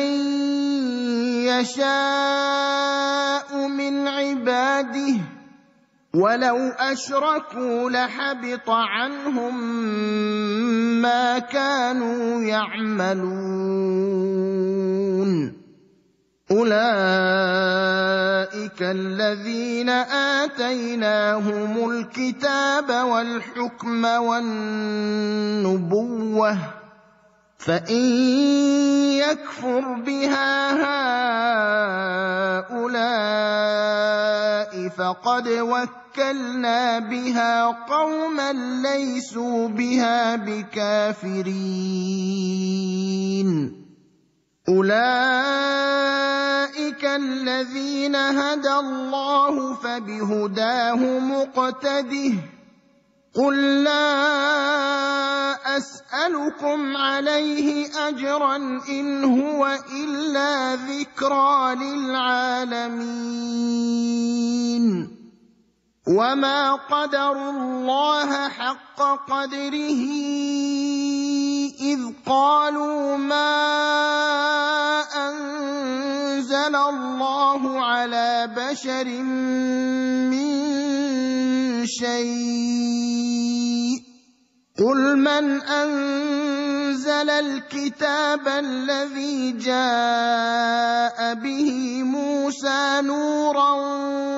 وهدى للناس تجعلونه قراطيس تبدونها وتخفون كثيرا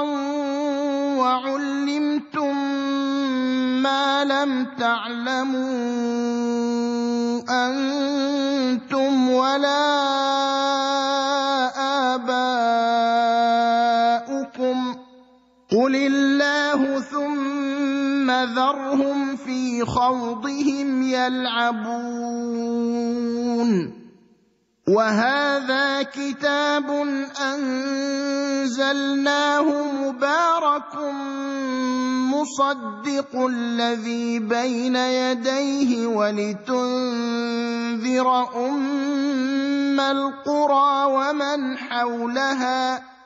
والذين يؤمنون بالآخرة يؤمنون به وهم على صلاتهم يحافظون ومن أظلم ممن افترى على الله كذبا أو قال أوحي إلي ولم يوح إليه شيء ومن قال سأنزل مثل ما أنزل الله ولو ترى إذ الظالمون في غمرات الموت والملائكة باسطوا أيديهم أخرجوا اليوم تجزون عذاب الهون بما كنتم تقولون على الله غير الحق وكنتم عن آياته تستكبرون ولقد جئتمونا فرادا كما خلقناكم أول مرة وتركتم ما خولناكم وراء ظهوركم وما نرى معكم شفعاءكم الذين زعمتم أنهم فيكم شركاء لقد تقطع بينكم وضل عنكم ما كنتم تزعمون إن الله فالق الحب والنوى يخرج الحي من الميت ومخرج الميت من الحي ذلكم الله فأنى تؤفكون فالق الإصباح وجعل الليل سكنا والشمس والقمر حسبانا ذلك تقدير العزيز العليم وهو الذي جعل لكم النجوم لتهتدوا بها في ظلمات البر والبحر قد فصلنا الآيات لقوم يعلمون وهو الذي أنشأكم من نفس واحدة فمستقر ومستودع قد فصلنا الآيات لقوم يفقهون وهو الذي أنزل من السماء ماء فأخرجنا به نبات كل شيء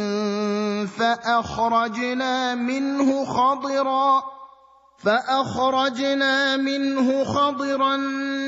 نخرج منه حبا متراكبا ومن النخل من طلعها قنوان دانية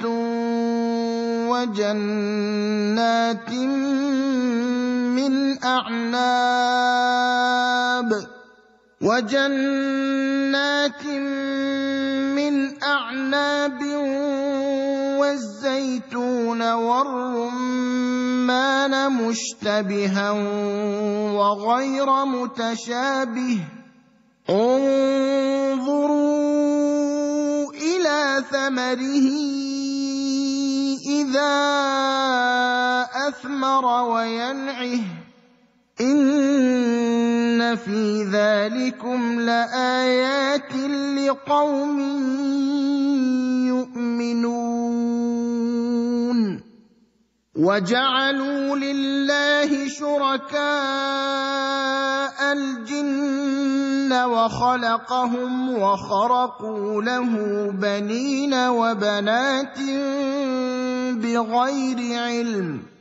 سبحانه وتعالى عما يصفون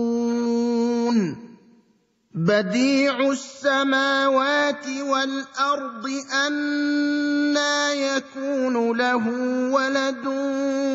ولم تكن له صاحبة وخلق كل شيء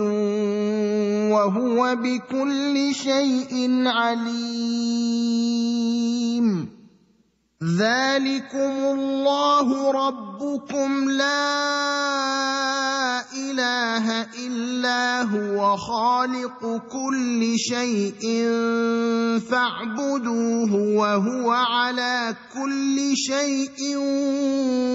وكيل لا تدركه الأبصار وهو يدرك الأبصار وهو اللطيف الخبير قد جاءكم بصائر من ربكم فمن أبصر فلنفسه ومن عمي فعليها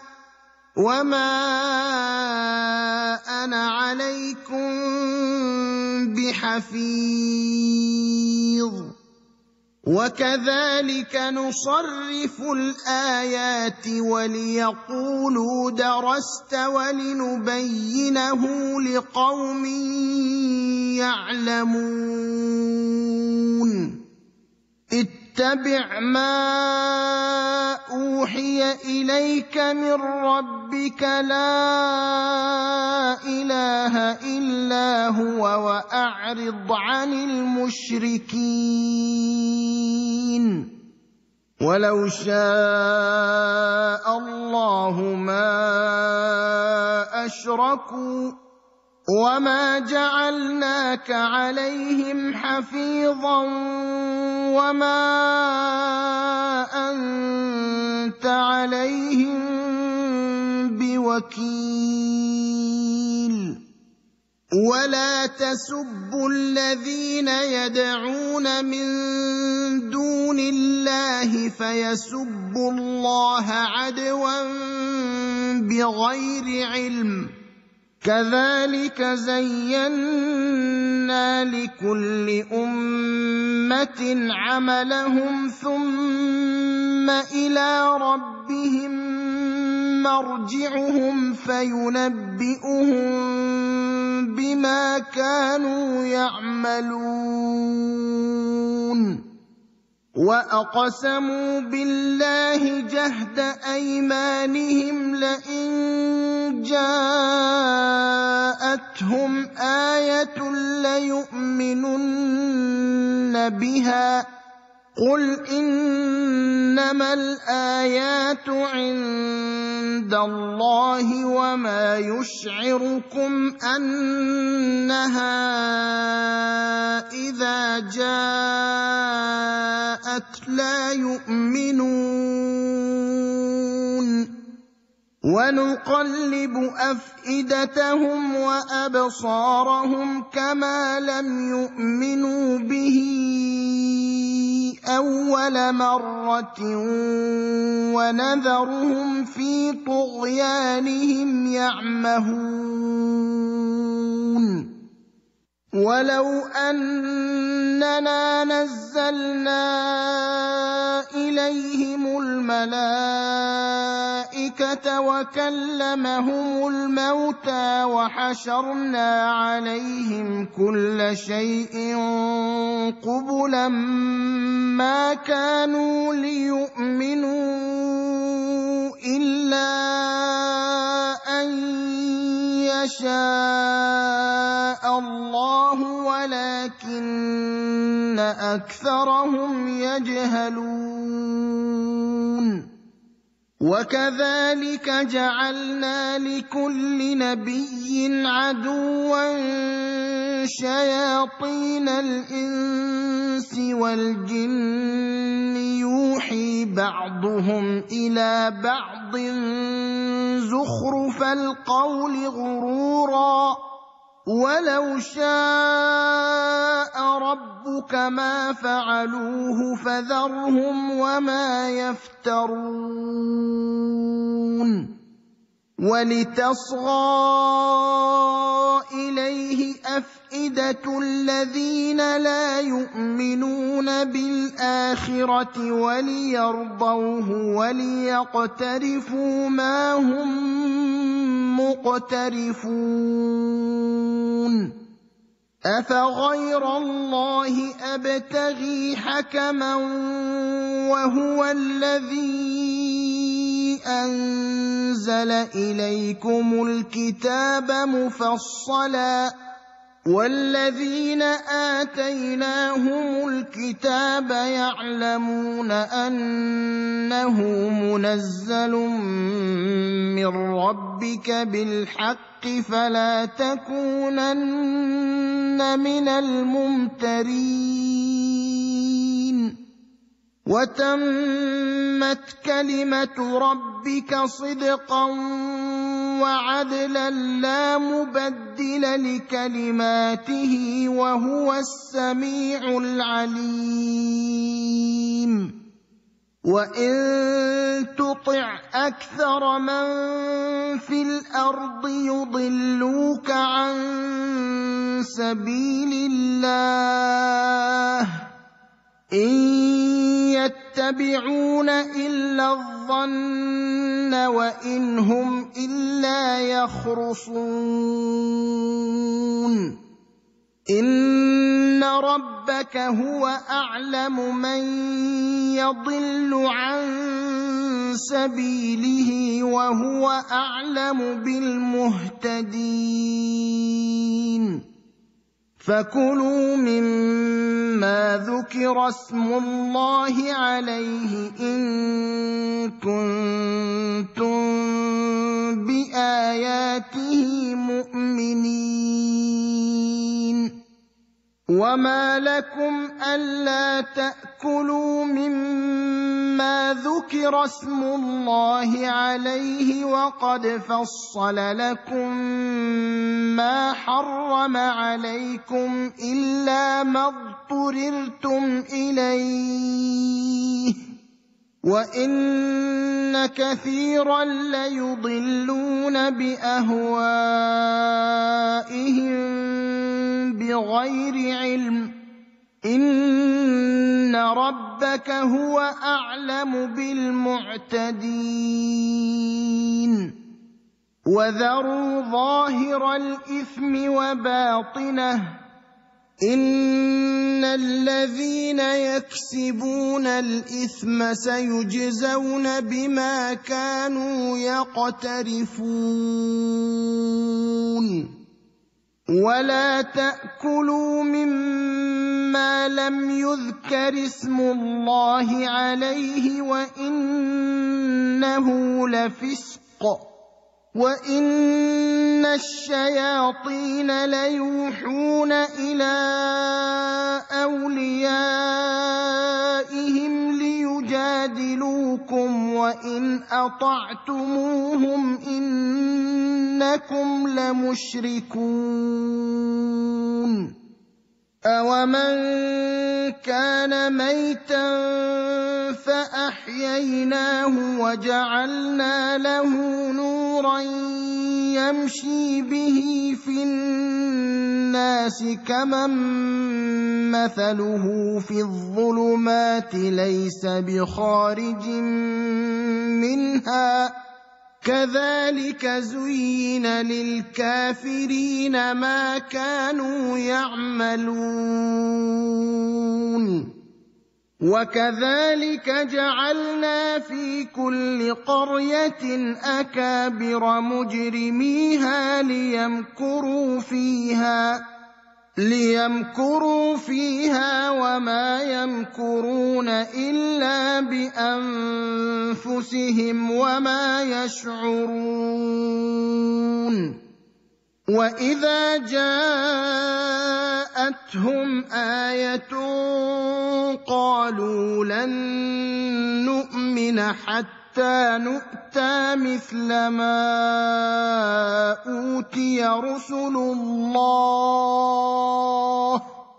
اللَّهُ أَعْلَمُ حَيْثُ يَجْعَلُ رِسَالَتَهُ سيصيب الذين أجرموا صغار عند الله وعذاب شديد بما كانوا يمكرون فمن يرد الله أن يهديه يشرح صدره للإسلام ومن يرد أن يضله يجعل صدره ضيقا حرجا كأنما يصعد في السماء كذلك يجعل الله الرجس على الذين لا يؤمنون وهذا صراط ربك مستقيما قد فصلنا الآيات لقوم يذكرون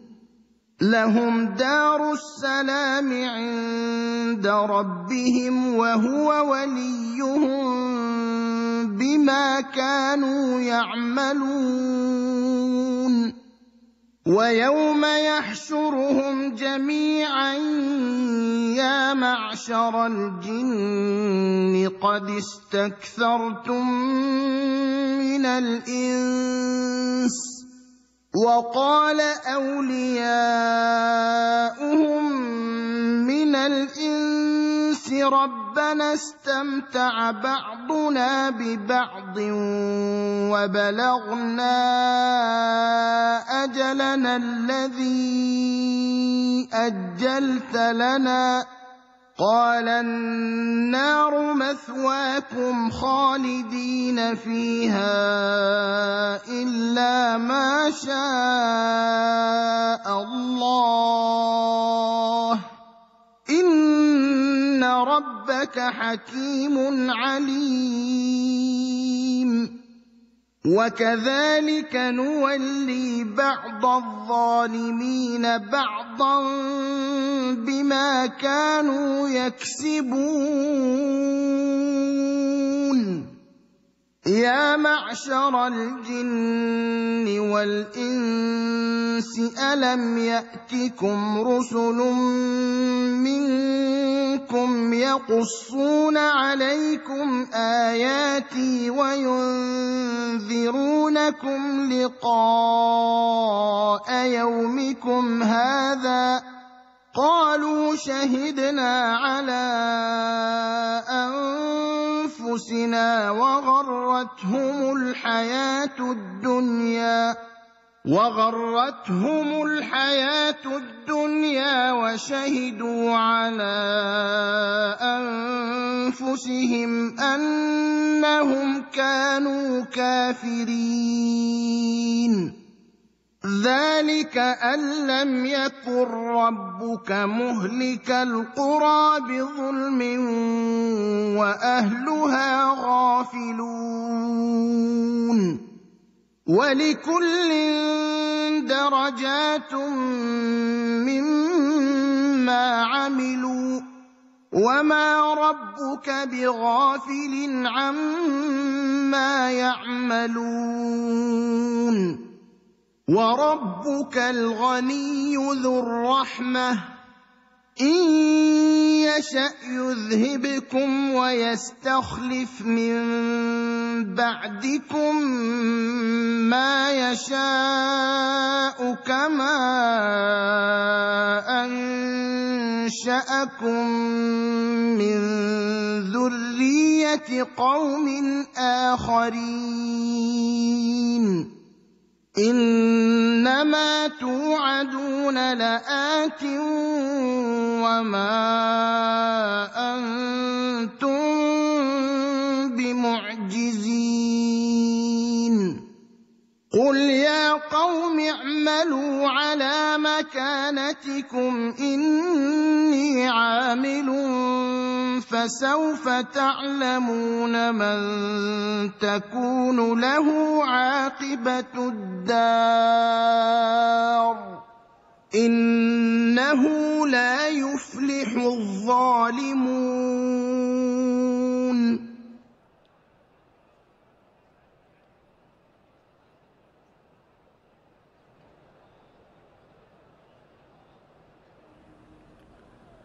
وجعلوا لله مما مما ذرأ من الحرث والأنعام نصيبا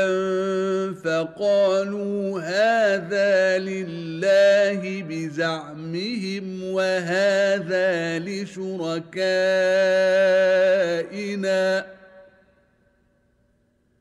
فما كان لشركائهم فلا يصل إلى الله وما كان لله فهو يصل إلى شركائهم ساء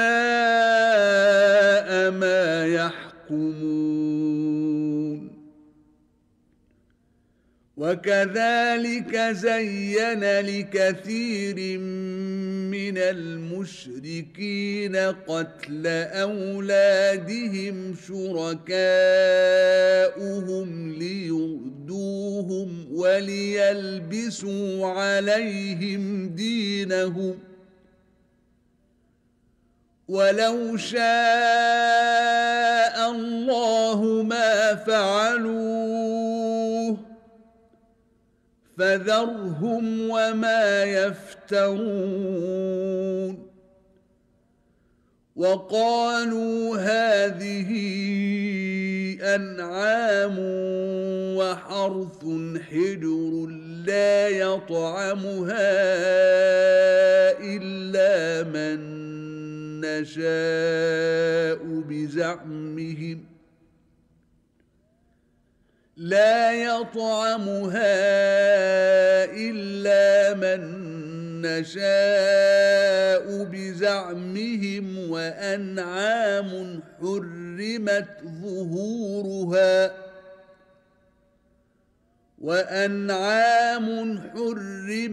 ظهورها وأنعام لا يذكرون اسم الله عليها افتراء عليه سيجزيهم بما كانوا يفترون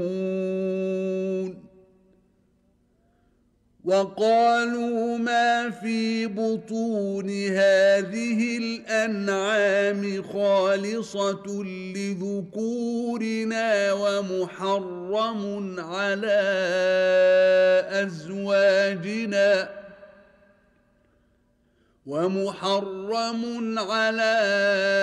أزواجنا وإن يكن ميتة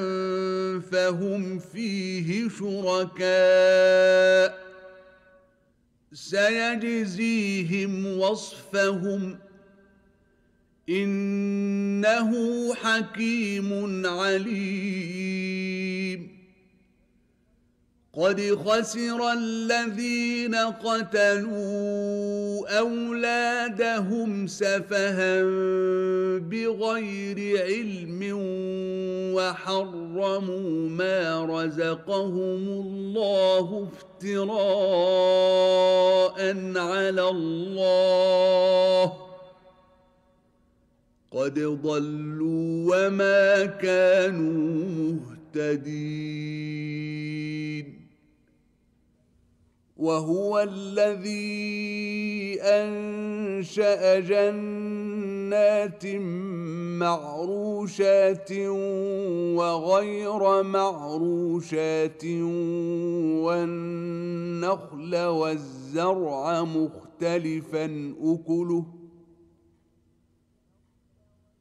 والنخل والزرع مختلفا أكله والزيتون والرمان متشابها وغير متشابه كلوا من ثمره إذا أثمر وآتوا حقه يوم حصاده ولا تسرفوا إنه لا يحب المسرفين ومن الأنعام حمولة وفرشا كلوا مما رزقكم الله ولا تتبعوا خطوات الشيطان إنه لكم عدو مبين 8 أزواج من الضأن 2 ومن المعز 2 قل الذكرين حرم أم الأنثيين أما اشتملت عليه أرحام الأنثيين نبئوني بعلم إن كنتم صادقين ومن الإبل 2 ومن البقر 2 قل الذكرين حرم أم الأنثيين أما اشتملت عليه أرحام الأنثيين أم كنتم شهداء إذ وصاكم الله بهذا فمن أظلم ممن افترى على الله كذبا ليضل الناس بغير علم إن الله لا يهدي القوم الظالمين قل لا أجد فيما أوحي إلي محرما على طاعم يطعمه إلا أن يكون ميتة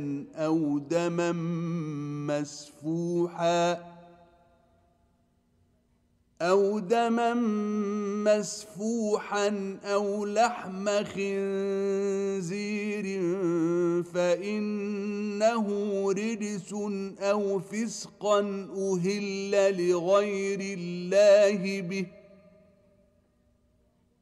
فمن اضطر غير باغ ولا عاد فإن ربك غفور رحيم وعلى الذين هادوا حرمنا كل ذي ظفر ومن البقر والغنم حرمنا عليهم شحومهما إلا ما حملت ظهورهما أو الحوايا أو ما اختلط بعظم ذلك جزيناهم ببغيهم وإنا لصادقون فإن كذبوك فقل ربكم ذو رحمة واسعة ولا يرد بأسه عن القوم المجرمين سيقول الذين أشركوا لو شاء الله ما أشركنا ولا آباؤنا ولا حرمنا من شيء كذلك كذب الذين من قبلهم حتى ذاقوا بأسنا قل هل عندكم من علم فتخرجوه لنا إن تتبعون إلا الظن وإن أنتم إلا تخرصون قل فلله الحجة البالغة فلو شاء لهداكم أجمعين قل هلم شهداءكم الذين يشهدون أن الله حرم هذا فإن شهدوا فلا تشهد معهم ولا تتبع أهواء الذين كذبوا بآياتنا والذين لا يؤمنون بالآخرة وهم بربهم يعدلون قل تعالوا أتل ما حرم ربكم عليكم ألا تشركوا به شيئا وبالوالدين إحسانا ولا تقتلوا أولادكم من إملاق نحن نرزقكم وإياهم ولا تقربوا الفواحش ما ظهر منها وما بطن ولا تقتلوا النفس التي حرم الله إلا بالحق ذلكم وصاكم به لعلكم تعقلون ولا تقربوا مال اليتيم إلا بالتي هي أحسن حتى يبلغ أشده وأوفوا الكيل والميزان بالقسط لا نكلف نفسا إلا وسعها وإذا قلتم فاعدلوا ولو كان ذا قربى وبعهد الله أوفوا ذلكم وصاكم به لعلكم تذكرون وأن هذا صراطي مستقيما فاتبعوه ولا تتبعوا السبل فتفرق بكم عن سبيله ذلكم وصاكم به لعلكم تتقون ثم آتينا موسى الكتاب تماما على الذي أحسن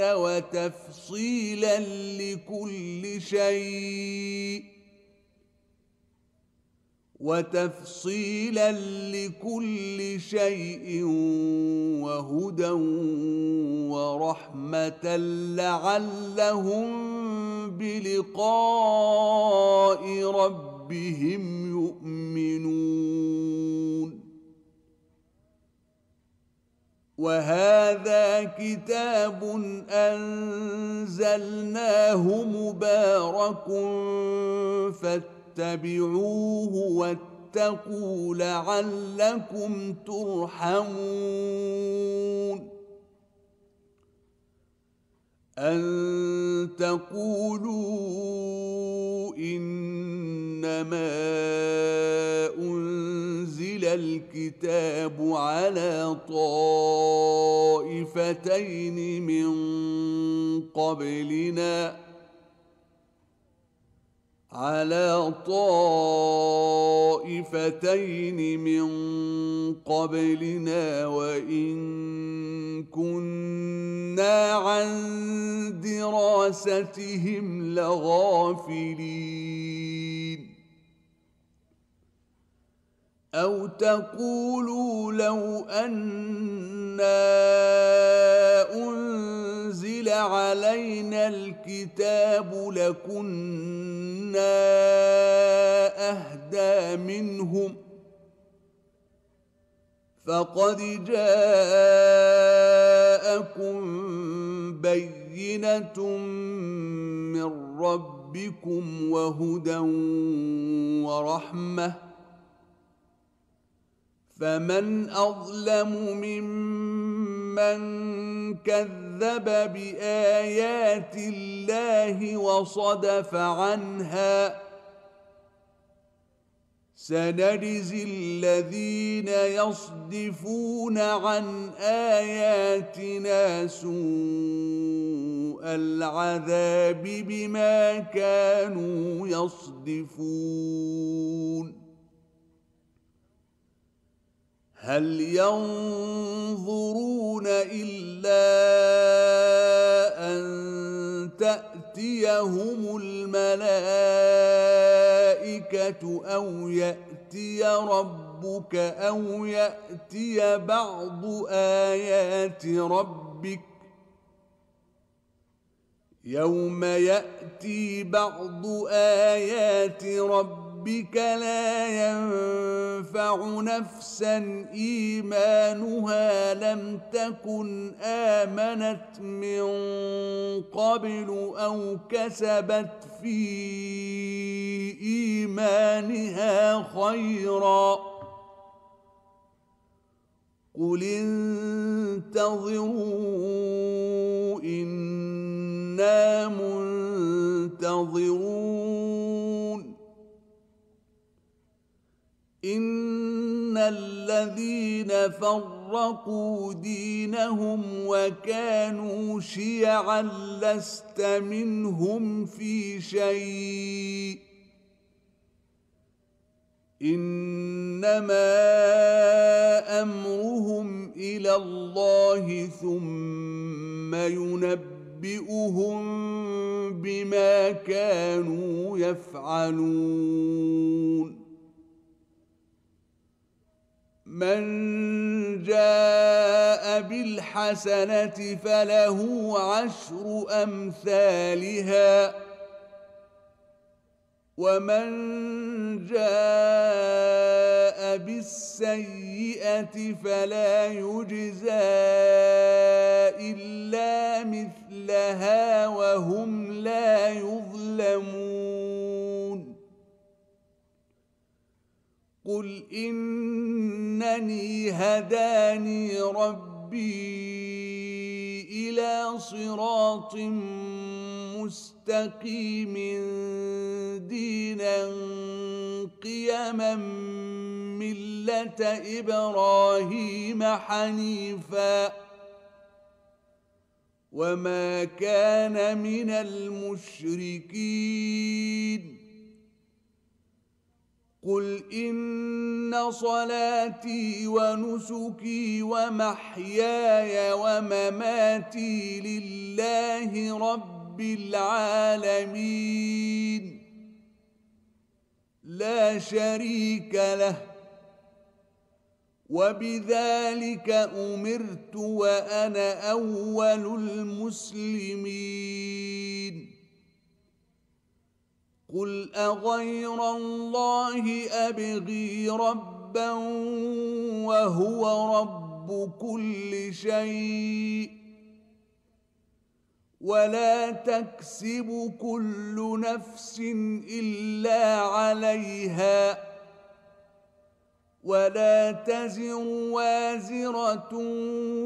وزر أخرى ثم إلى ربكم مرجعكم فينبئكم بما كنتم فيه تختلفون وهو الذي جعلكم خلائف الأرض ورفع بعضكم فوق بعض درجات ليبلوكم فيما آتاكم إن ربك سريع العقاب وإنه لغفور رحيم. بسم الله الرحمن الرحيم. ألف لام ميم صاد كتاب أنزل إليك فلا يكن في صدرك حرج منه لتنذر به وذكرى للمؤمنين. اتبعوا ما أنزل إليكم من ربكم ولا تتبعوا من دونه أولياء قليلا ما تذكرون. وكم من قرية أهلكناها فجاءها بأسنا بياتا أو هم قائلون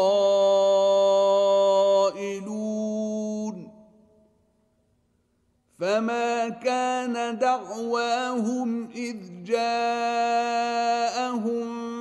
بأسنا إلا أن قالوا إنا كنا ظالمين. فلنسألن الذين أرسل إليهم ولنسألن المرسلين فلنقصن عليهم بعلم وما كنا غائبين. والوزن يومئذ الحق فمن ثقلت موازينه فأولئك هم المفلحون. ومن خفت موازينه فأولئك الذين خسروا أنفسهم بما كانوا بآياتنا يظلمون. ولقد مكناكم في الأرض وجعلنا لكم فيها معايش قليلا ما تشكرون. ولقد خلقناكم ثم صورناكم ثم قلنا للملائكة اسجدوا لآدم فسجدوا إلا إبليس لم يكن من الساجدين. قال ما منعك ألا تسجد إذ أمرتك قال أنا خير منه خلقتني من نار وخلقته من طين قال فاهبط منها فما يكون لك أن تتكبر فيها فاخرج إنك من الصاغرين قال أنظرني إلى يوم يبعثون قال إنك من المنظرين قال فبما أغويتني لأقعدن لهم صراطك المستقيم ثم لآتينهم من بين أيديهم ومن خلفهم وعن أيمانهم وعن شمائلهم ولا تجد أكثرهم شاكرين قال اخرج منها مذءوما مدحورا لمن تبعك منهم لأملأن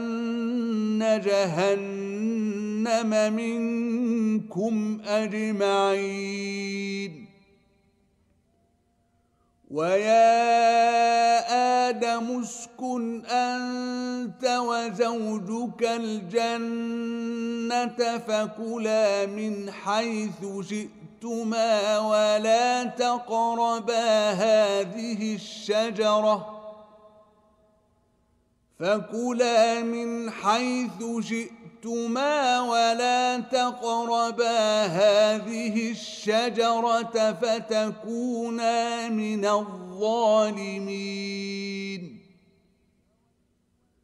فوسوس لهما الشيطان ليبدي لهما ما وري عنهما من سوآتهما وقال ما نهاكما ربكما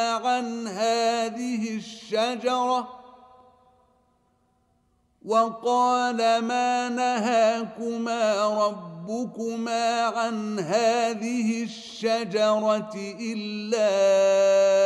أن تكونا ملكين أو تكونا من الخالدين وقاسمهما إني لكما لمن الناصحين فدلاهما بغرور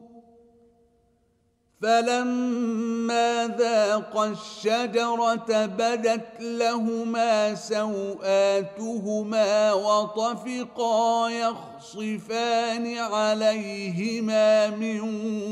ورق الجنة وناداهما ربهما ألم أنهكما عن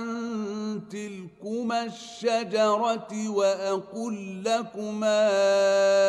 إن الشيطان لكما عدو مبين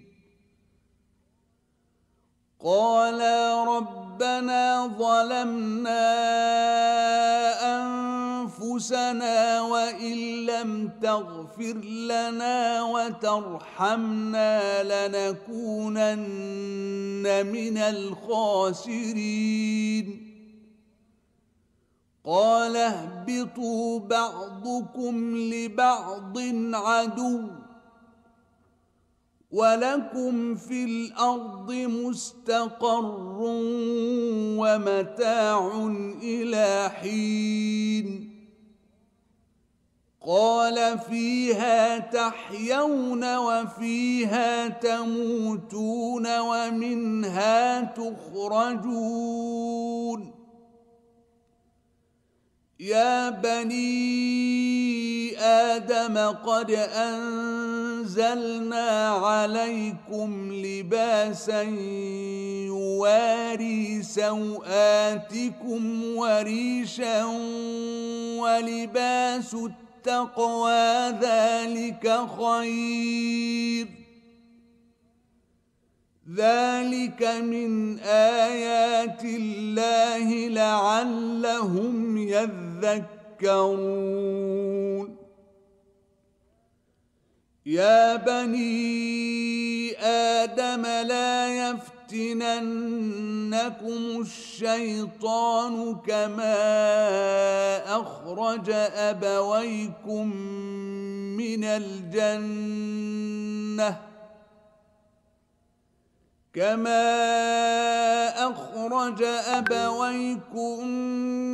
الجنة ينزع عنهما لباسهما ليريهما سوآتهما إنه يراكم هو وقبيله من حيث لا ترونهم إنا جعلنا الشياطين أولياء للذين لا يؤمنون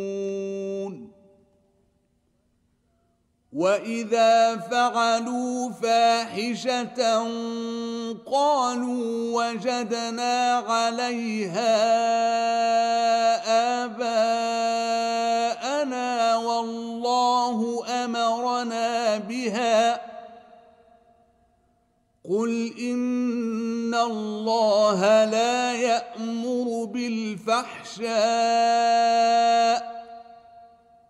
أتقولون على الله ما لا تعلمون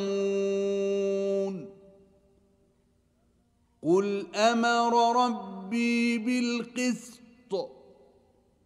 وأقيموا وجوهكم عند كل مسجد وادعوه مخلصين له الدين كما بدأكم تعودون فريقا هدى وفريقا حق عليهم الضلالة إنهم اتخذوا الشياطين أولياء من دون الله ويحسبون أنهم مهتدون يا بني آدم خذوا زينتكم عند كل مسجد وكلوا واشربوا ولا تسرفوا إنه لا يحب المسرفين قل من حرم زينة الله التي أخرج لعباده والطيبات من الرزق قل هي للذين آمنوا في الحياة الدنيا خالصة يوم القيامة كذلك نفصل الآيات لقوم يعلمون قل إنما حرم ربي الفواحش ما ظهر منها وما بطن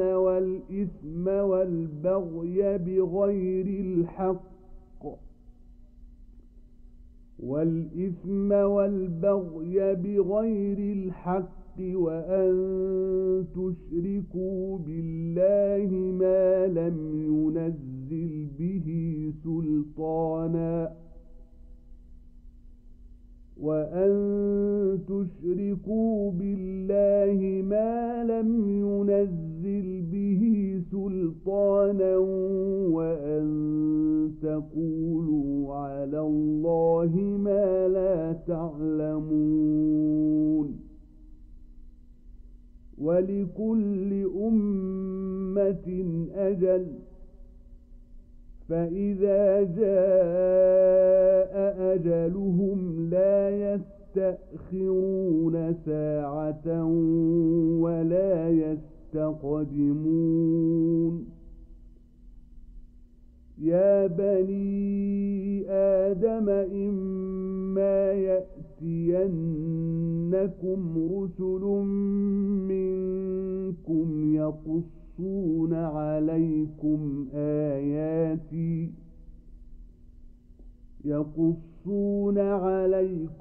آياتي فمن اتقى وأصلح فلا خوف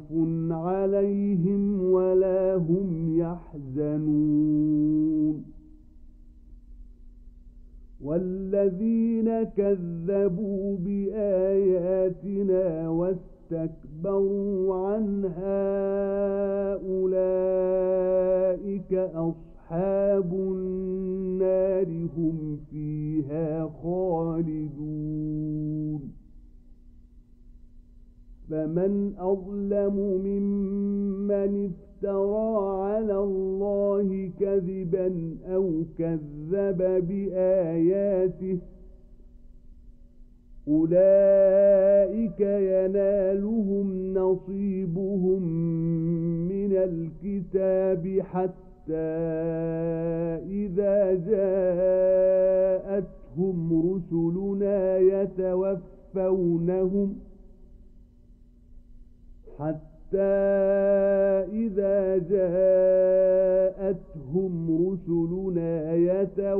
يتوفونهم قالوا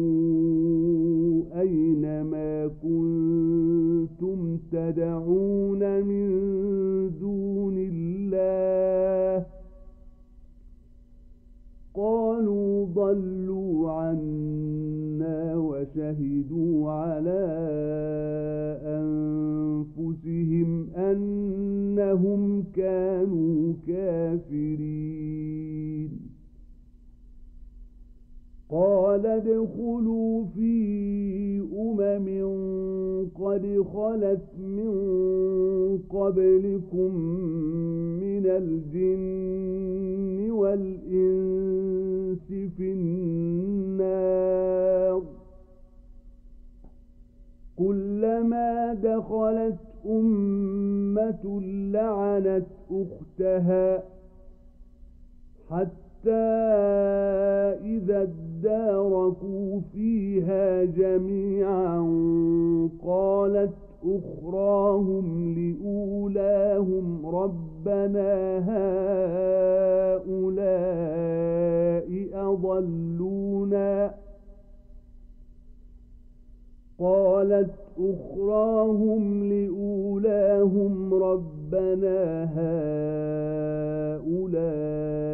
أضلونا فآتهم عذابا ضعفا من النار قال لكل ضعف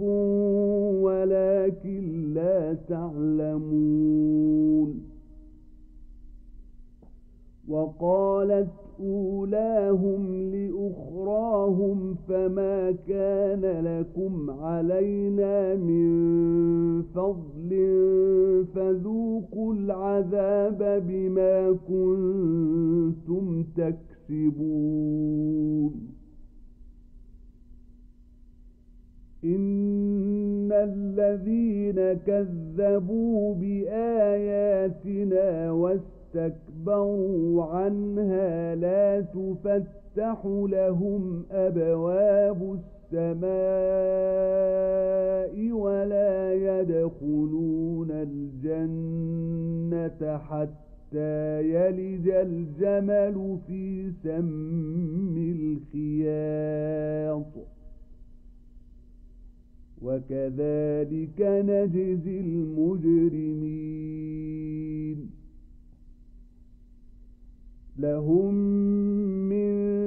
جهنم مهاد ومن فوقهم غواش وكذلك نجزي الظالمين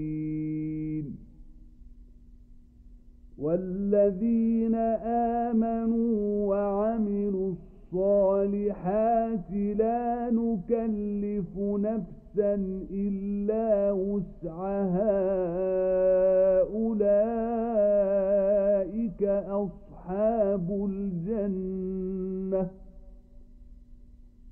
هم فيها خالدون ونزعنا ما في صدورهم من غل تجري من تحتهم الأنهار وقالوا الحمد لله الذي هدانا لهذا وما كنا لنهتدي لولا أن هدانا الله لقد جاءت رسل ربنا بالحق ونودوا أن تلكم الجنة أورثتموها بما كنتم تعملون ونادى أصحاب الجنة أصحاب النار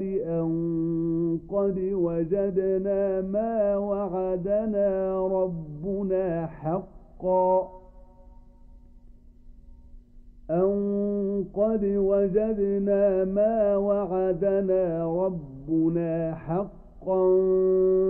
فهل وجدتم ما وعد ربكم حقا قالوا نعم فأذن مؤذن بينهم اللعنة الله على الظالمين الذين يصدون عن سبيل الله ويبغونها عوجا وهم بالآخرة كافرون وبينهما حجاب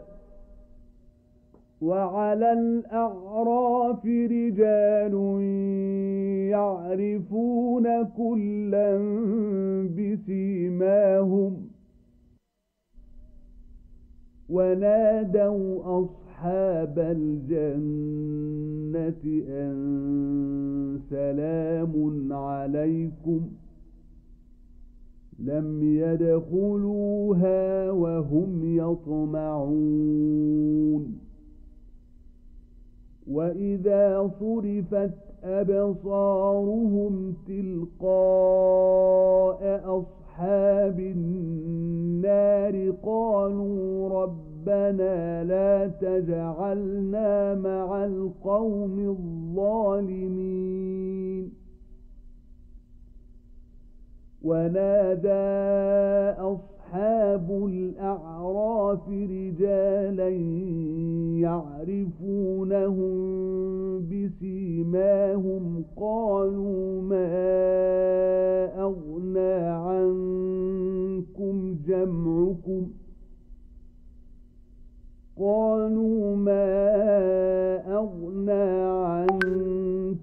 جمعكم وما كنتم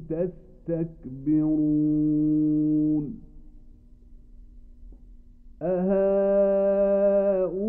أهؤلاء الذين أقسمتم لا ينالهم الله برحمة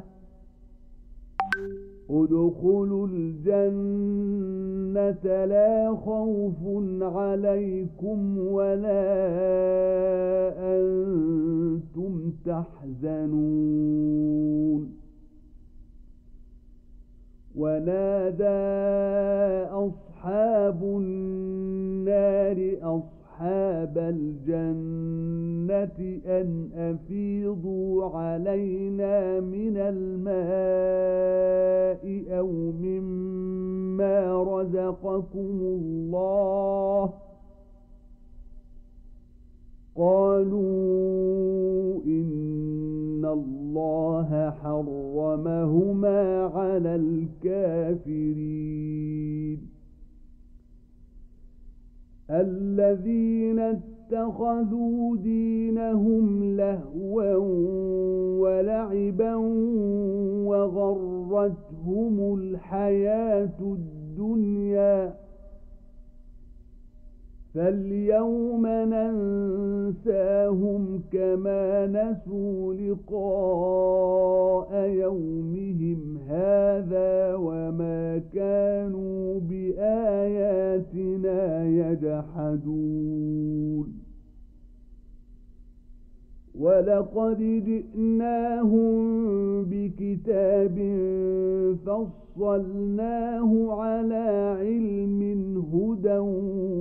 ورحمة لقوم يؤمنون هل ينظرون إلا تأويله يوم يأتي تأويله يقول الذين نسوه من قبل قد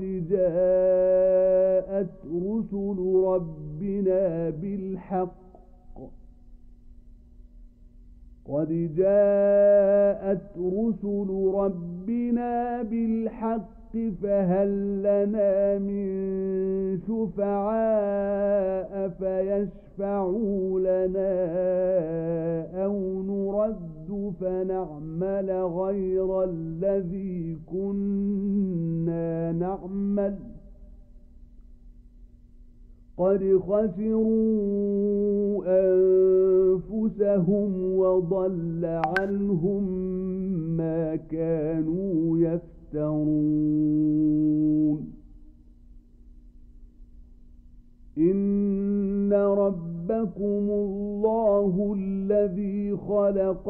السماوات والأرض في 6 أيام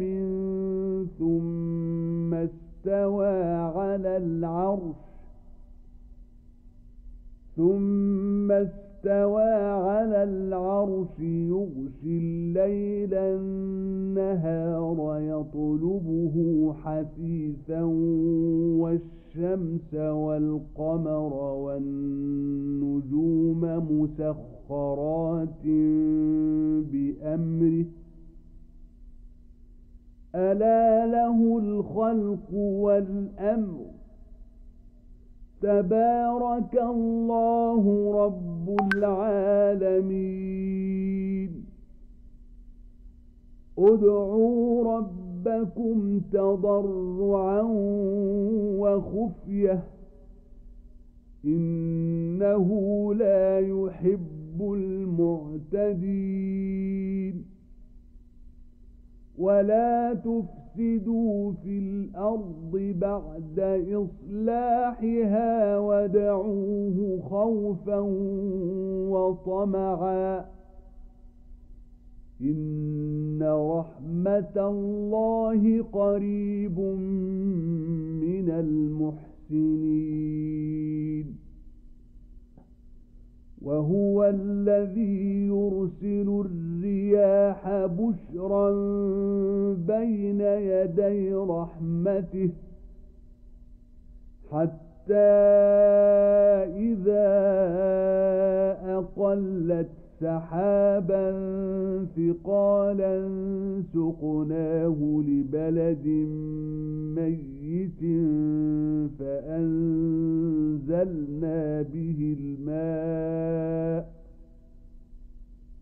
فأنزلنا به الماء فأخرجنا به من كل الثمرات كذلك نخرج الموتى لعلكم تذكرون والبلد الطيب يخرج نباته بإذن ربه والذي خبث لا يخرج إلا نكدا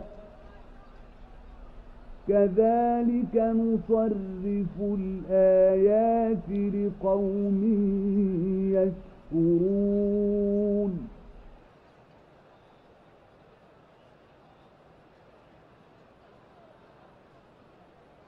لقد أرسلنا نوحا إلى قومه فقال يا قوم اعبدوا الله ما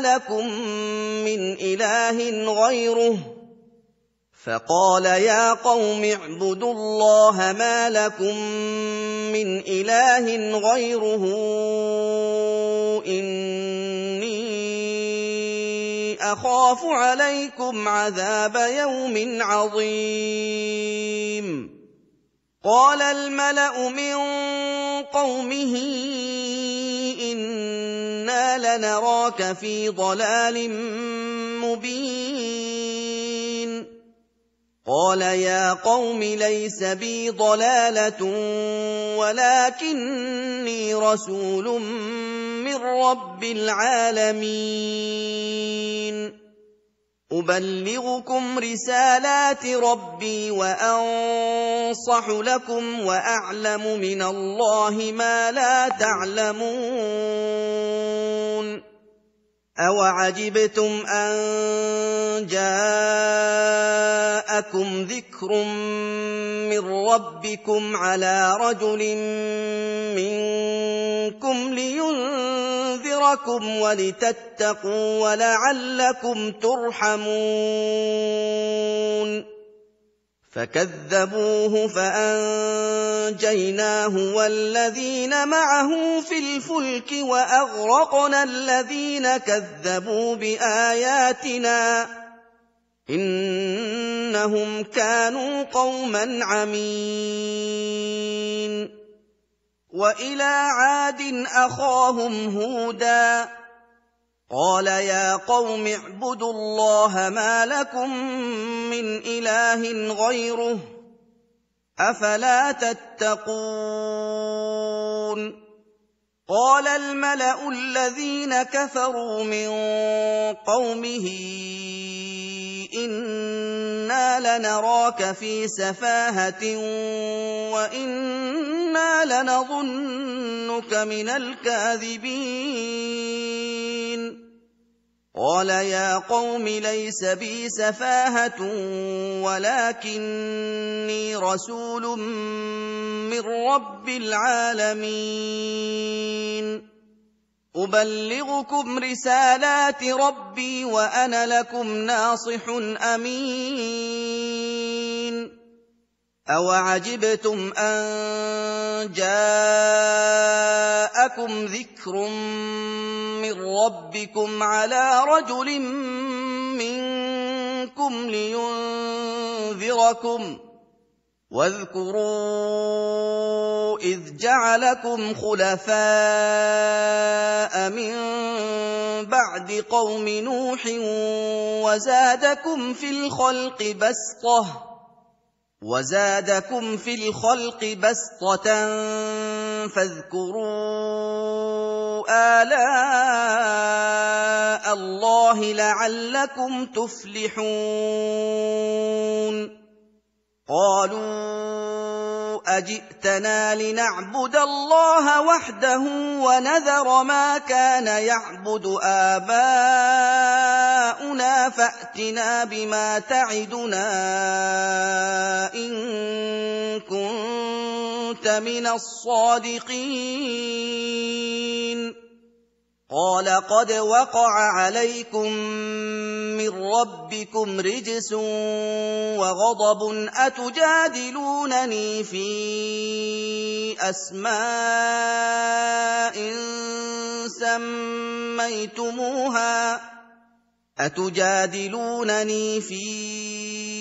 أسماء سميتموها أنتم وآباؤكم ما نزل الله بها من سلطان فانتظروا إني معكم من المنتظرين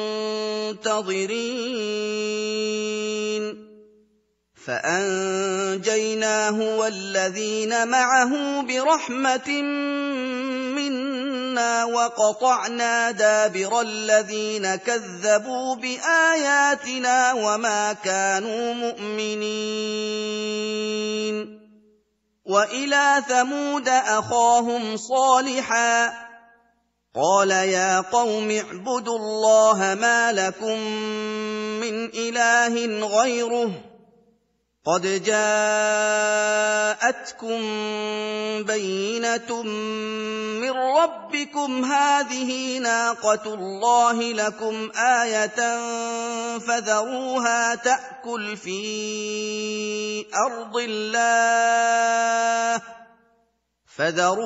تأكل في أرض الله ولا تمسوها بسوء فيأخذكم عذاب أليم واذكروا إذ جعلكم خلفاء من بعد عاد وبوأكم في الأرض تتخذون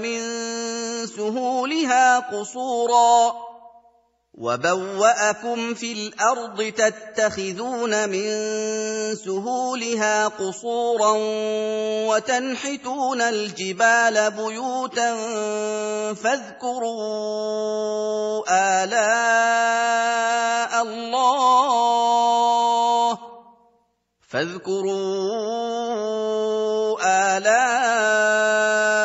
الله ولا تعثوا في الأرض مفسدين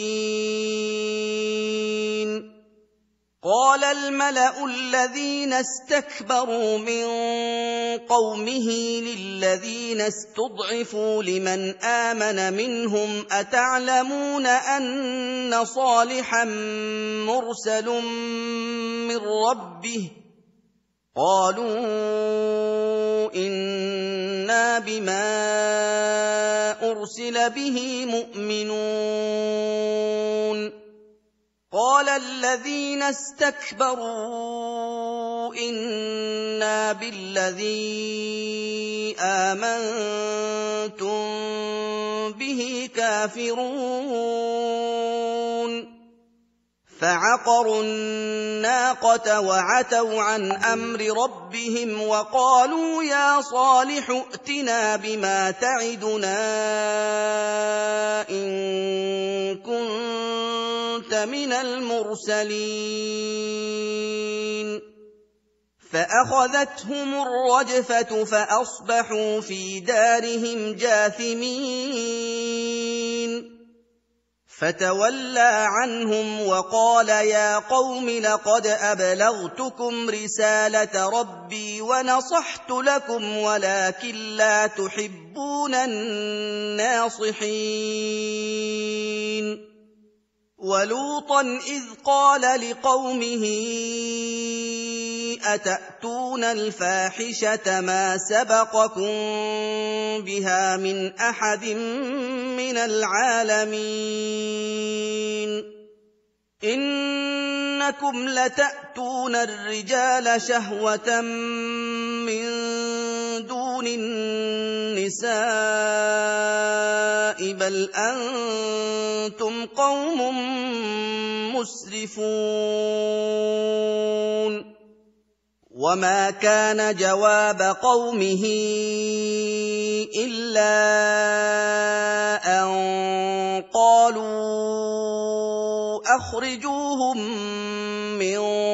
قريتكم إنهم أناس يتطهرون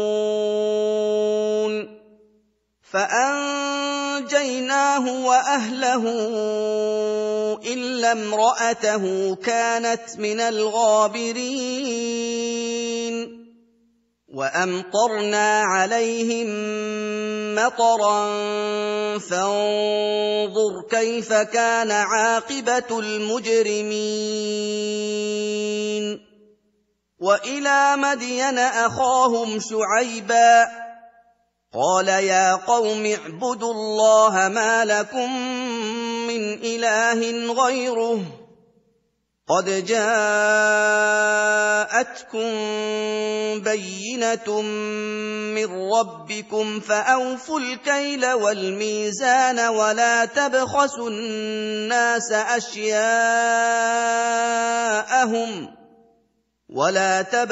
الناس أشياءهم ولا تفسدوا في الأرض بعد إصلاحها ذلكم خير لكم إن كنتم مؤمنين ولا تقعدوا بكل صراط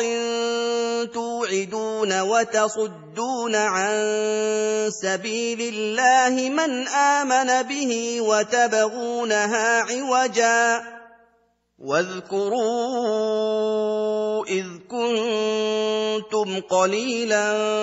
فكثركم وانظروا كيف كان عاقبة المفسدين وإن كان طائفة منكم آمنوا بالذي أرسلت به وطائفة لم يؤمنوا فاصبروا حتى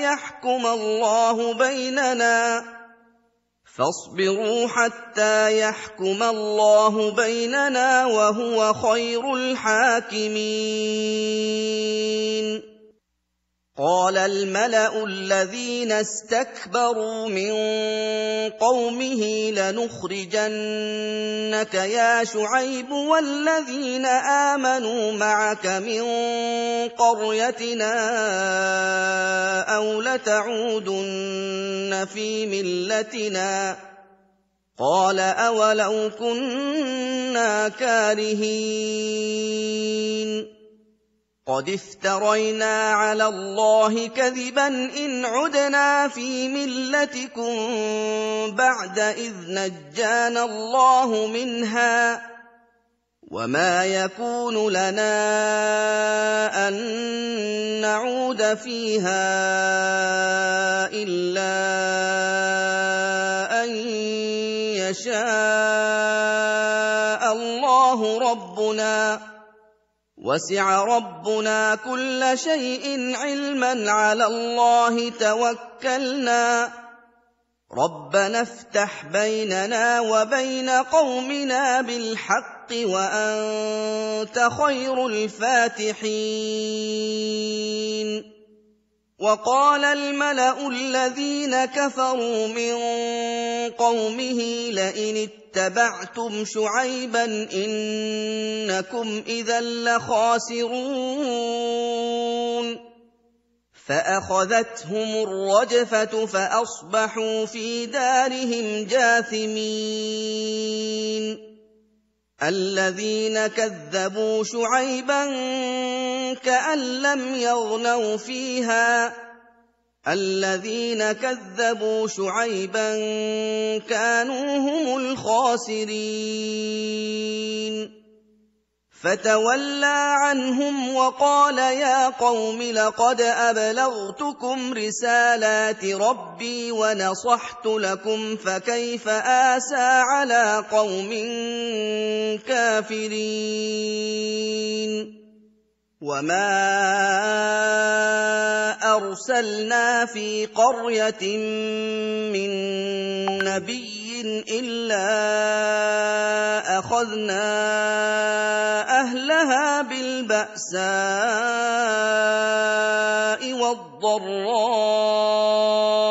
لعلهم يضرعون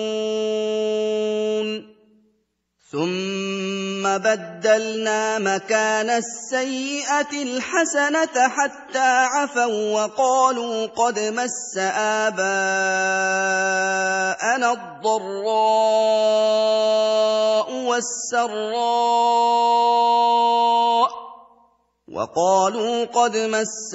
آباءنا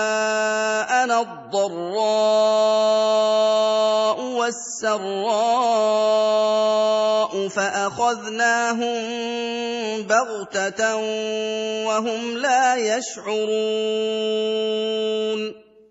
ولو أن أهل القرى آمنوا واتقوا لفتحنا عليهم بركات من السماء والأرض ولكن كذبوا فأخذناهم بما كانوا يكسبون أفأمن أهل القرى أن يأتيهم بأسنا بياتا وهم نائمون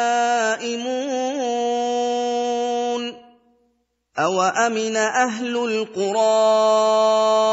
أن يأتيهم بأسنا ضحى وهم يلعبون أفأمنوا مكر الله فلا يأمن مكر الله إلا القوم الخاسرون أولم يهد للذين يرثون الأرض من بعد أهلها أن لو نشاء أصبناهم بذنوبهم ونطبع على قلوبهم فهم لا يسمعون تلك القرى نقص عليك من أنبائها ولقد جاءتهم رسلهم بالبينات فما كانوا ليؤمنوا بما كذبوا من قبل كذلك يطبع الله على قلوب الكافرين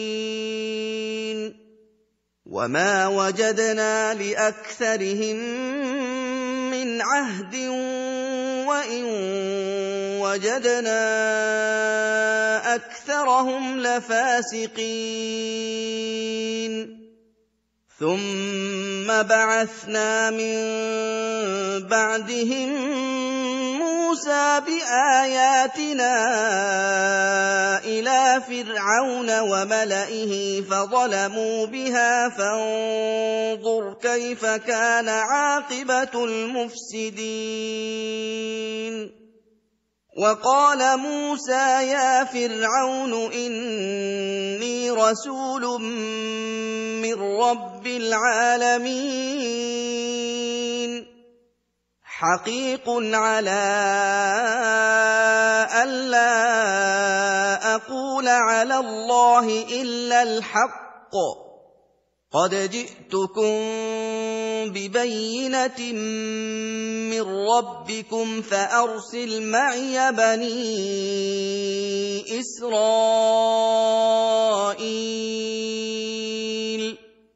قال إن كنت جئت بآية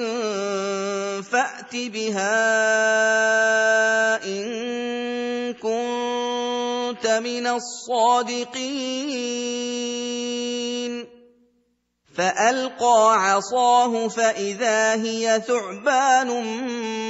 مبين ونزع يده فإذا هي بيضاء للناظرين قال الملأ من قوم فرعون إن هذا لساحر عليم يريد أن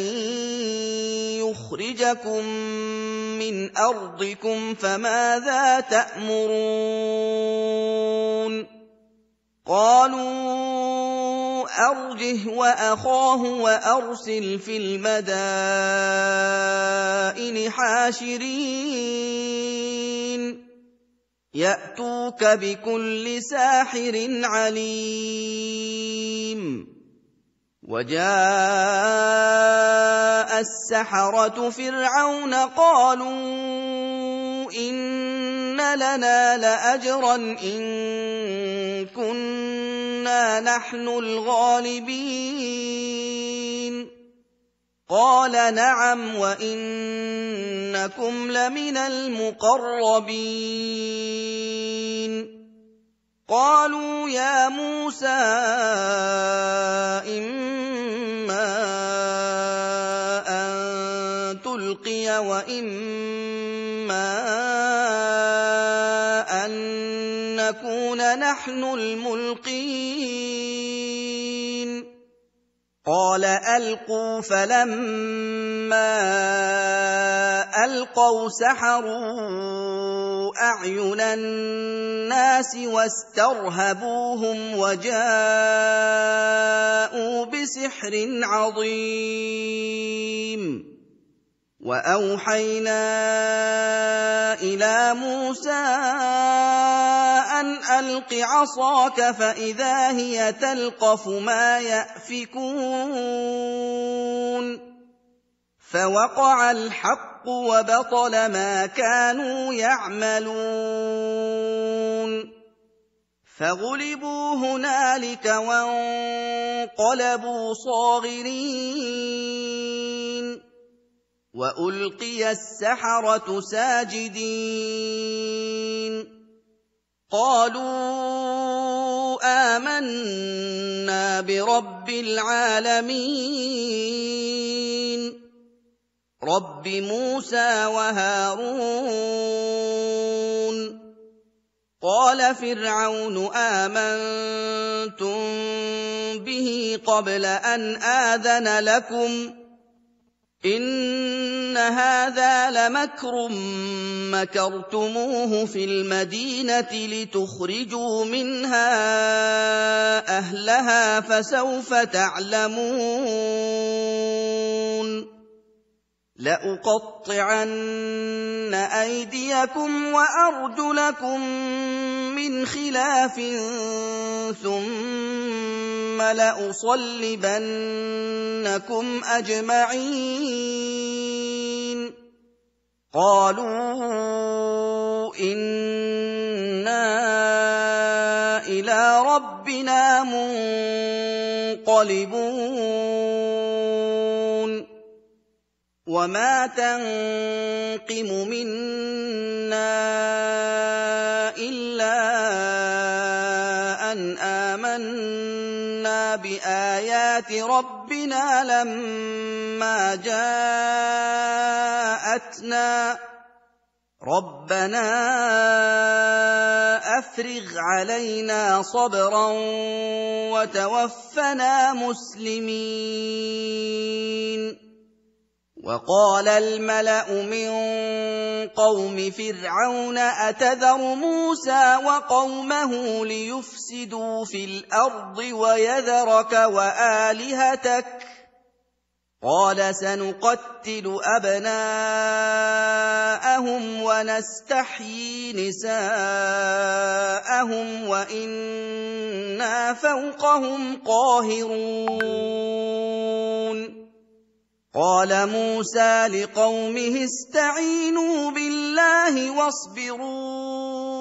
إن الأرض لله يورثها من يشاء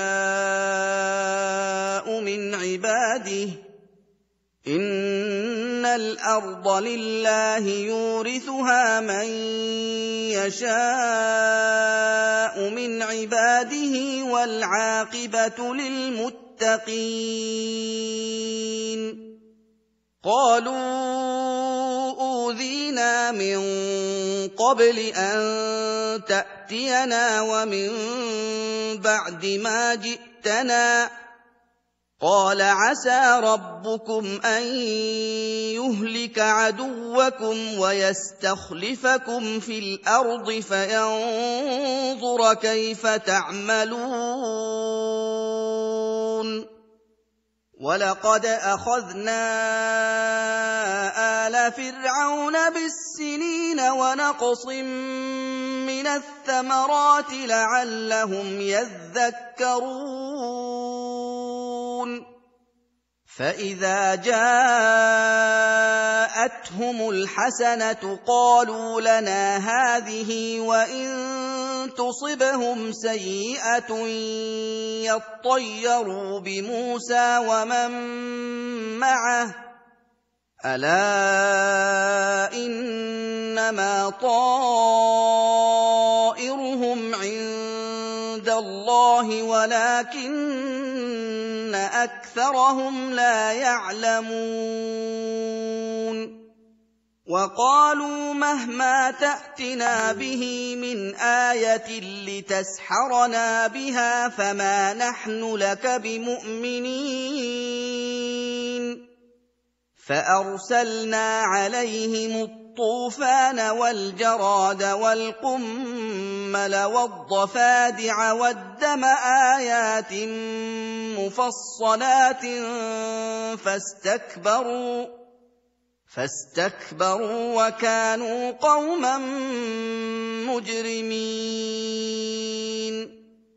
وَلَمَّا وَقَعَ عَلَيْهِمُ الرِّجْزُ قَالُوا يَا مُوسَى ادْعُ لَنَا رَبَّكَ بِمَا عَهِدَ عِندَكَ لَئِن كَشَفْتَ عَنَّا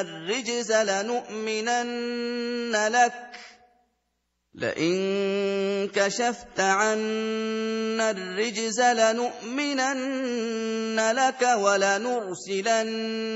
مَعَكَ بَنِي إِسْرَائِيلَ فَلَمَّا كَشَفْنَا عَنْهُمُ الرِّجْزَ إِلَىٰ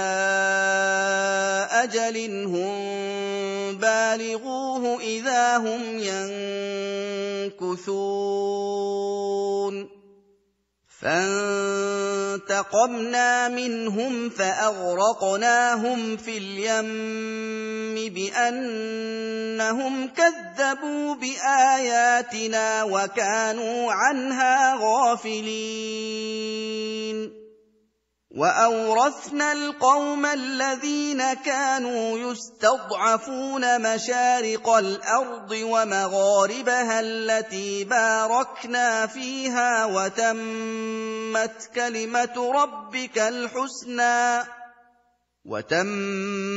كَلِمَةُ رَبِّكَ الْحُسْنَىٰ عَلَىٰ بَنِي إِسْرَائِيلَ بِمَا صَبَرُوا وَدَمَّرْنَا مَا كَانَ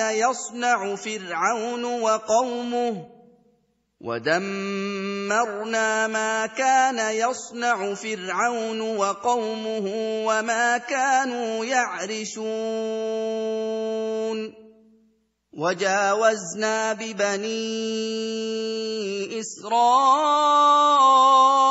الْبَحْرَ فَأَتَوْا عَلَىٰ قَوْمٍ يَعْكُفُونَ عَلَىٰ أَصْنَامٍ لَّهُمْ قَالُوا يَا مُوسَى اجْعَل لَّنَا إِلَٰهًا كَمَا لَهُمْ آلِهَةٌ قَالَ إِنَّكُمْ قَوْمٌ تَجْهَلُونَ إِنَّ هَٰؤُلَاءِ مُتَبَّرٌ مَّا هُمْ فِيهِ وَبَاطِلٌ مَّا كَانُوا يَعْمَلُونَ قَالَ أَغَيْرَ اللَّهِ أَبْغِيكُمْ إِلَٰهًا وَهُوَ فَضَّلَكُمْ عَلَى الْعَالَمِينَ وَإِذْ أنجيناكم من آل فرعون يسومونكم سوء العذاب يقتلون أبناءكم ويستحيون نساءكم وفي ذلكم بلاء من ربكم عظيم وواعدنا موسى 30 ليلة وأتممناها ب10 فتم ميقات ربه 40 ليلة وقال موسى لأخيه هارون اخلفني في قومي وأصلح ولا تتبع سبيل المفسدين ولما جاء موسى لميقاتنا وكلمه ربه قال رب أرني أنظر إليك قال لن تراني ولكن انظر إلى الجبل فإن استقر مكانه فسوف تراني فلما تجلى ربه للجبل جعله دكا وخر موسى صعقا فلما أفاق قال سبحانك تبت إليك وأنا أول المؤمنين قال يا موسى إني اصطفيتك على الناس برسالاتي وبكلامي فخذ ما آتيتك وكن من الشاكرين وكتبنا له في الألواح من كل شيء موعظة وتفصيلا لكل شيء فخذها بقوة وأمر قومك يأخذوا بأحسنها سأريكم دار الفاسقين سأصرف عن آياتي الذين يتكبرون في الأرض بغير الحق وإن يروا كل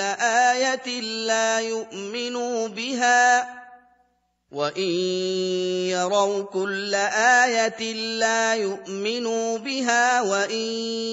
يروا سبيل الرشد لا يتخذوه سبيلا وإن يروا سبيل الغي يتخذوه سبيلا ذلك بأنهم كذبوا بآياتنا وكانوا عنها غافلين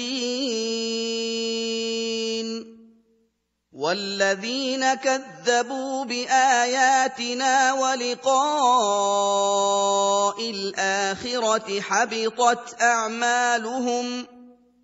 هل يجزون إلا ما كانوا يعملون واتخذ قوم موسى من بعده من حليهم عجلا جسدا له خوار ألم يروا أنه لا يكلمهم ولا يهديهم سبيلا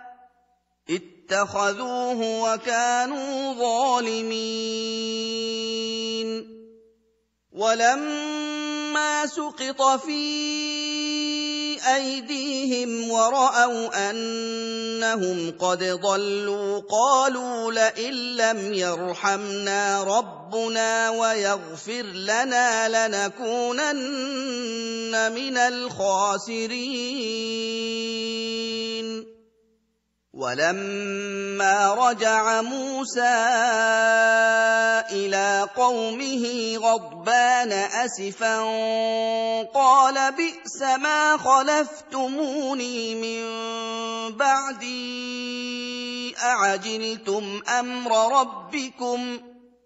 أعجلتم أمر ربكم وألقى الألواح وأخذ برأس أخيه يجره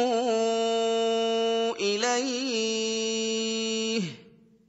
قال ابن أم إن القوم استضعفوني وكادوا يقتلونني فلا تشمت بي الأعداء ولا تجعلني مع القوم الظالمين قال رب اغفر لي ولأخي وأدخلنا في رحمتك وأنت أرحم الراحمين إن الذين اتخذوا العجل سينالهم غضب من ربهم وذلة في الحياة الدنيا وكذلك نجزي المفترين والذين عملوا السيئات ثم تابوا من بعدها وآمنوا إن ربك من بعدها لغفور رحيم ولما سكت عن موسى الغضب أخذ الألواح وفي نسختها هدى ورحمة للذين هم لربهم يرهبون واختار موسى قومه 70 رجلا لميقاتنا فلما أخذتهم الرجفة قال رب لو شئت أهلكتهم من قبل وإياي أتهلكنا بما فعل السفهاء منا إن هي إلا فتنتك تضل بها من تشاء وتهدي من تشاء أنت ولينا فاغفر لنا وارحمنا وأنت خير الغافرين واكتب لنا في هذه الدنيا حسنة وفي الآخرة إنا هدنا إليك قال عذابي أصيب به من أشاء ورحمتي وسعت كل شيء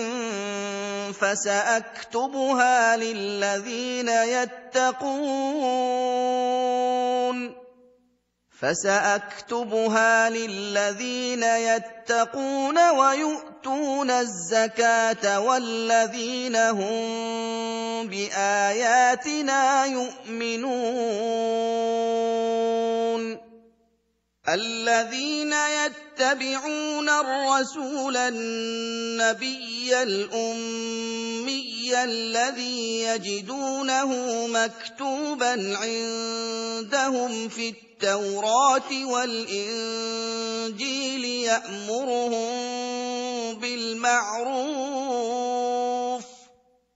يأمرهم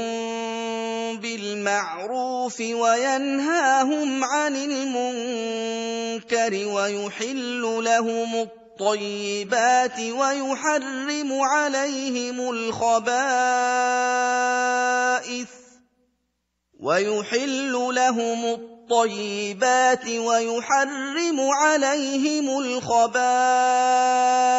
الحديث ويضع عنهم إصرهم والأغلال التي كانت عليهم فالذين آمنوا به وعزروه ونصروه واتبعوا النور الذي أنزل معه أولئك هم المفلحون قل يا أيها الناس رسول الله إليكم جميعا الذي له ملك السماوات والأرض لا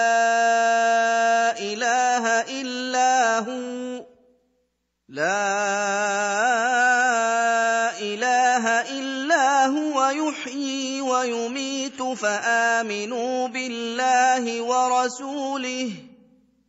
فآمنوا بالله ورسوله النبي الأمي الذي يؤمن بالله وكلماته واتبعوه لعلكم تهتدون ومن قوم موسى أمة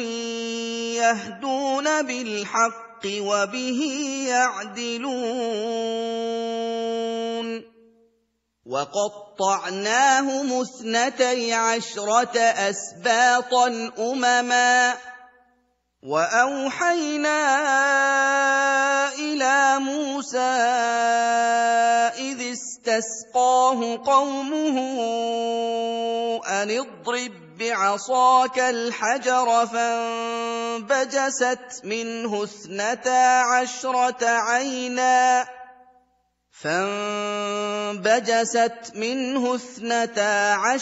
عينا قد علم كل أناس مشربهم وظللنا عليهم الغمام وأنزلنا عليهم المن والسلوى كلوا من طيبات ما رزقناكم وما ظلمونا ولكن كانوا أنفسهم يظلمون وإذ قيل لهم اسكنوا هذه القرية وكلوا منها حيث شئتم وقولوا حطة وادخلوا الباب سجدا نغفر لكم خطيئاتكم سنزيد المحسنين فبدل الذين ظلموا منهم قولا غير الذي قيل لهم فأرسلنا عليهم رجزا من السماء بما كانوا يظلمون واسألهم عن القرية التي كانت حاضرة البحر إذ يعدون في السبت إذ تأتيهم حيتانهم يوم سبتهم شرعا ويوم لا يسبتون لا تأتيهم كذلك نبلوهم بما كانوا يفسقون وإذ قالت أمة منهم لم تعظون قوما الله مهلكهم أو معذبهم عذابا شديدا قالوا معذرة إلى ربكم ولعلهم يتقون فلما نسوا ما ذكروا به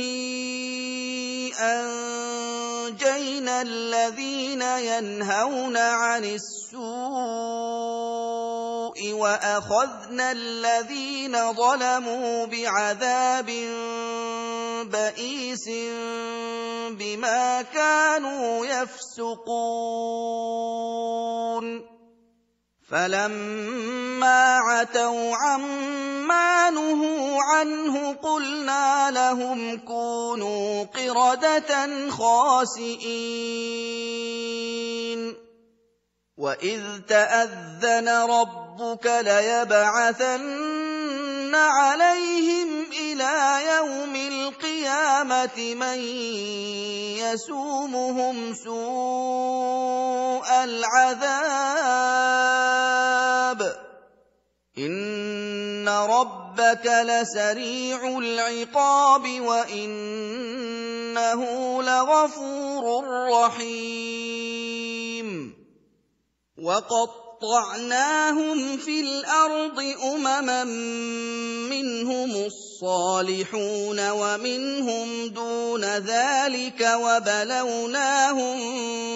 بالحسنات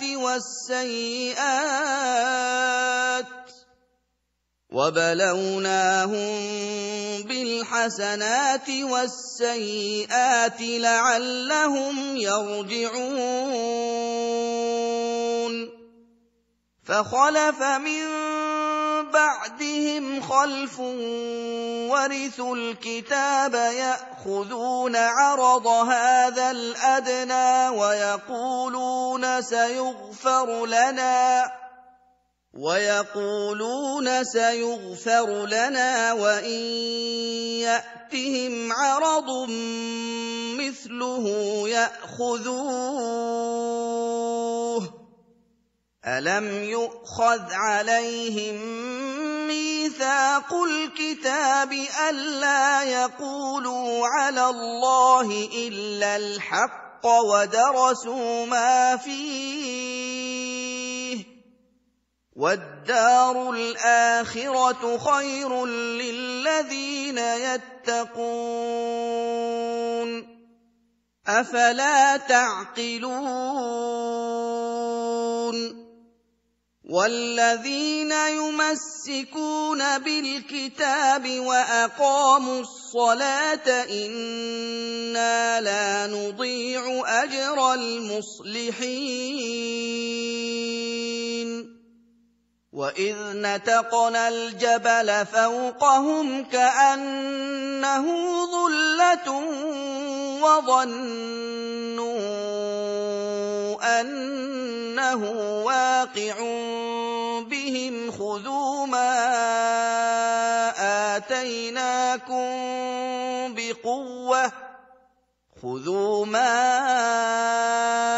آتيناكم بقوة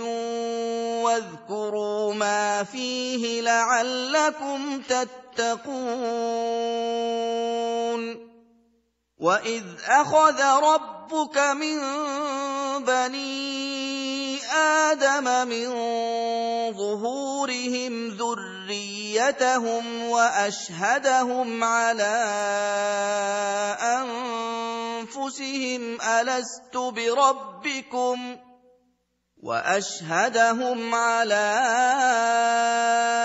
أنفسهم ألست بربكم قالوا بلى شهدنا أن تقولوا يوم القيامة إنا كنا عن هذا غافلين أو تقولوا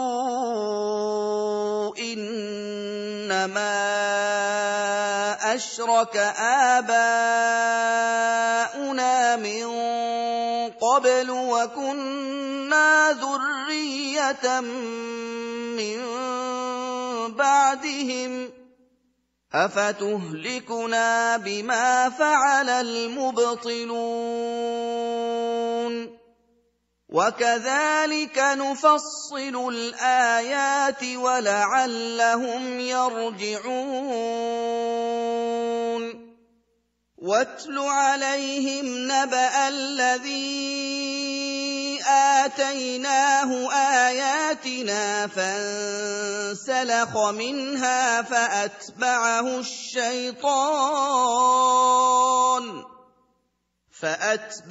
الشيطان فكان من الغاوين ولو شئنا لرفعناه بها ولكنه أخلد إلى الأرض واتبع هواه فمثله كمثل الكلب إن تحمل عليه يلهث أو تتركه يلهث ذلك مثل القوم الذين كذبوا بآياتنا فاقصص القصص لعلهم يتفكرون ساء مثلا القوم الذين كذبوا بآياتنا وأنفسهم كانوا يظلمون من يهد الله فهو المهتدي ومن يضلل فأولئك هم الخاسرون ولقد ذرأنا لجهنم كثيرا من الجن والإنس لهم قلوب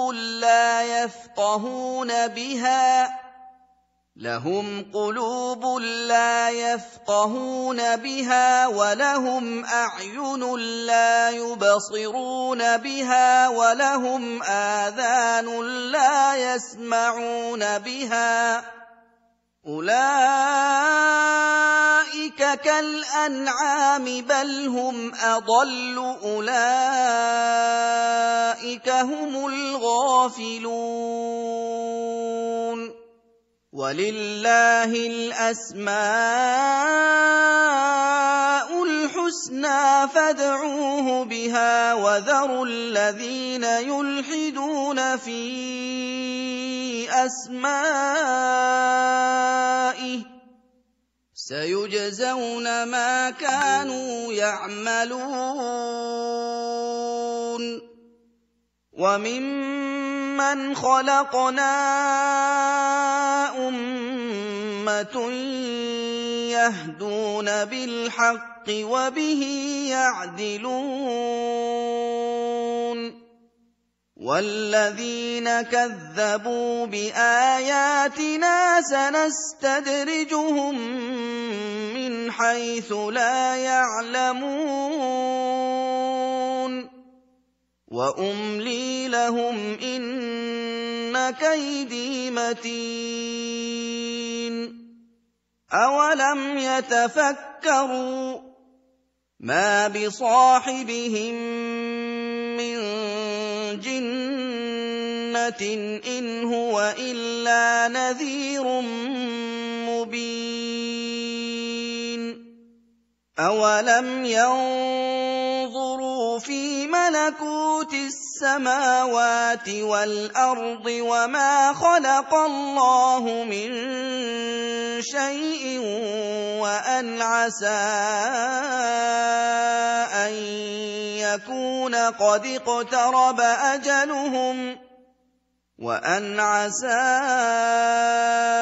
أن يكون قد اقترب أجلهم فبأي حديث بعده يؤمنون من يضلل الله فلا هادي له ويذرهم في طغيانهم يعمهون يسألونك عن الساعة أيان مرساها قل إنما علمها عند ربي لا يجليها لوقتها إلا هو ثقلت في السماوات والأرض لا تأتيكم إلا بغتة يسألونك كأنك حفي عنها قل إنما علمها عند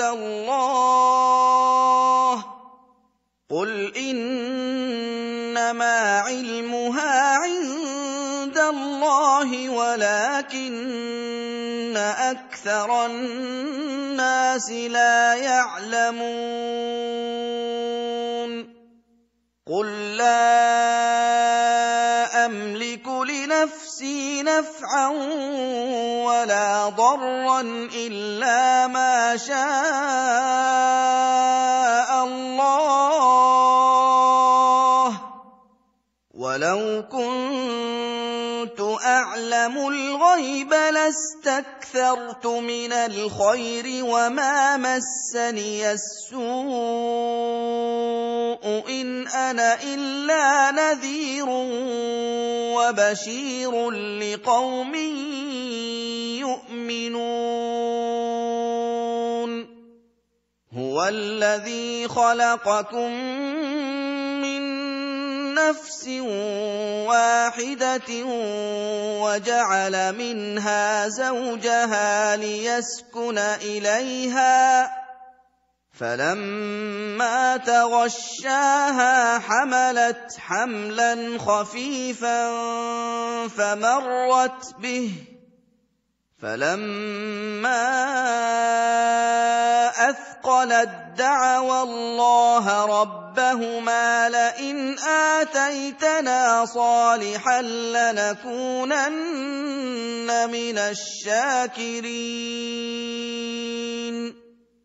فلما آتاهما صالحا جعلا له شركاء فيما آتاهما فتعالى الله عما يشركون أيشركون ما لا يخلق شيئا وهم يخلقون ولا يستطيعون لهم نصرا ولا أنفسهم ينصرون وإن تدعوهم إلى الهدى لا يتبعوكم سواء عليكم أدعوتموهم أم أنتم صامتون إن الذين تدعون من دون الله عباد أمثالكم فادعوهم فليستجيبوا لكم إن كنتم صادقين ألهم أرجل يمشون بها أم لهم أيد يبطشون بها أم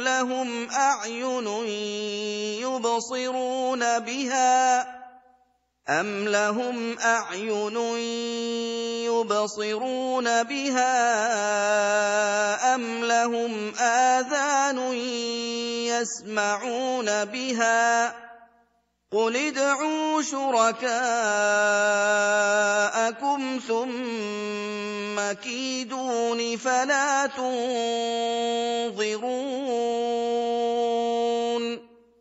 إن وليي الله الذي نزل الكتاب وهو يتولى الصالحين والذين تدعون من دونه لا يستطيعون نصركم ولا أنفسهم ينصرون وَإِن تَدْعُوهُمْ إِلَى الْهُدَىٰ لَا يَسْمَعُوا وَتَرَاهُمْ يَنظُرُونَ إِلَيْكَ وَهُمْ لَا يُبْصِرُونَ خُذِ الْعَفْوَ وَأْمُرْ بِالْعُرْفِ وَأَعْرِضْ عَنِ الْجَاهِلِينَ وَإِمَّا يَنزَغَنَّكَ مِنَ الشَّيْطَانِ نَزْغٌ فَاسْتَعِذْ بِاللَّهِ ۖ إِنَّهُ سَمِيعٌ عَلِيمٌ إِنَّ الَّذِينَ اتَّقَوْا إِذَا مَسَّهُمْ طَائِفٌ مِّنَ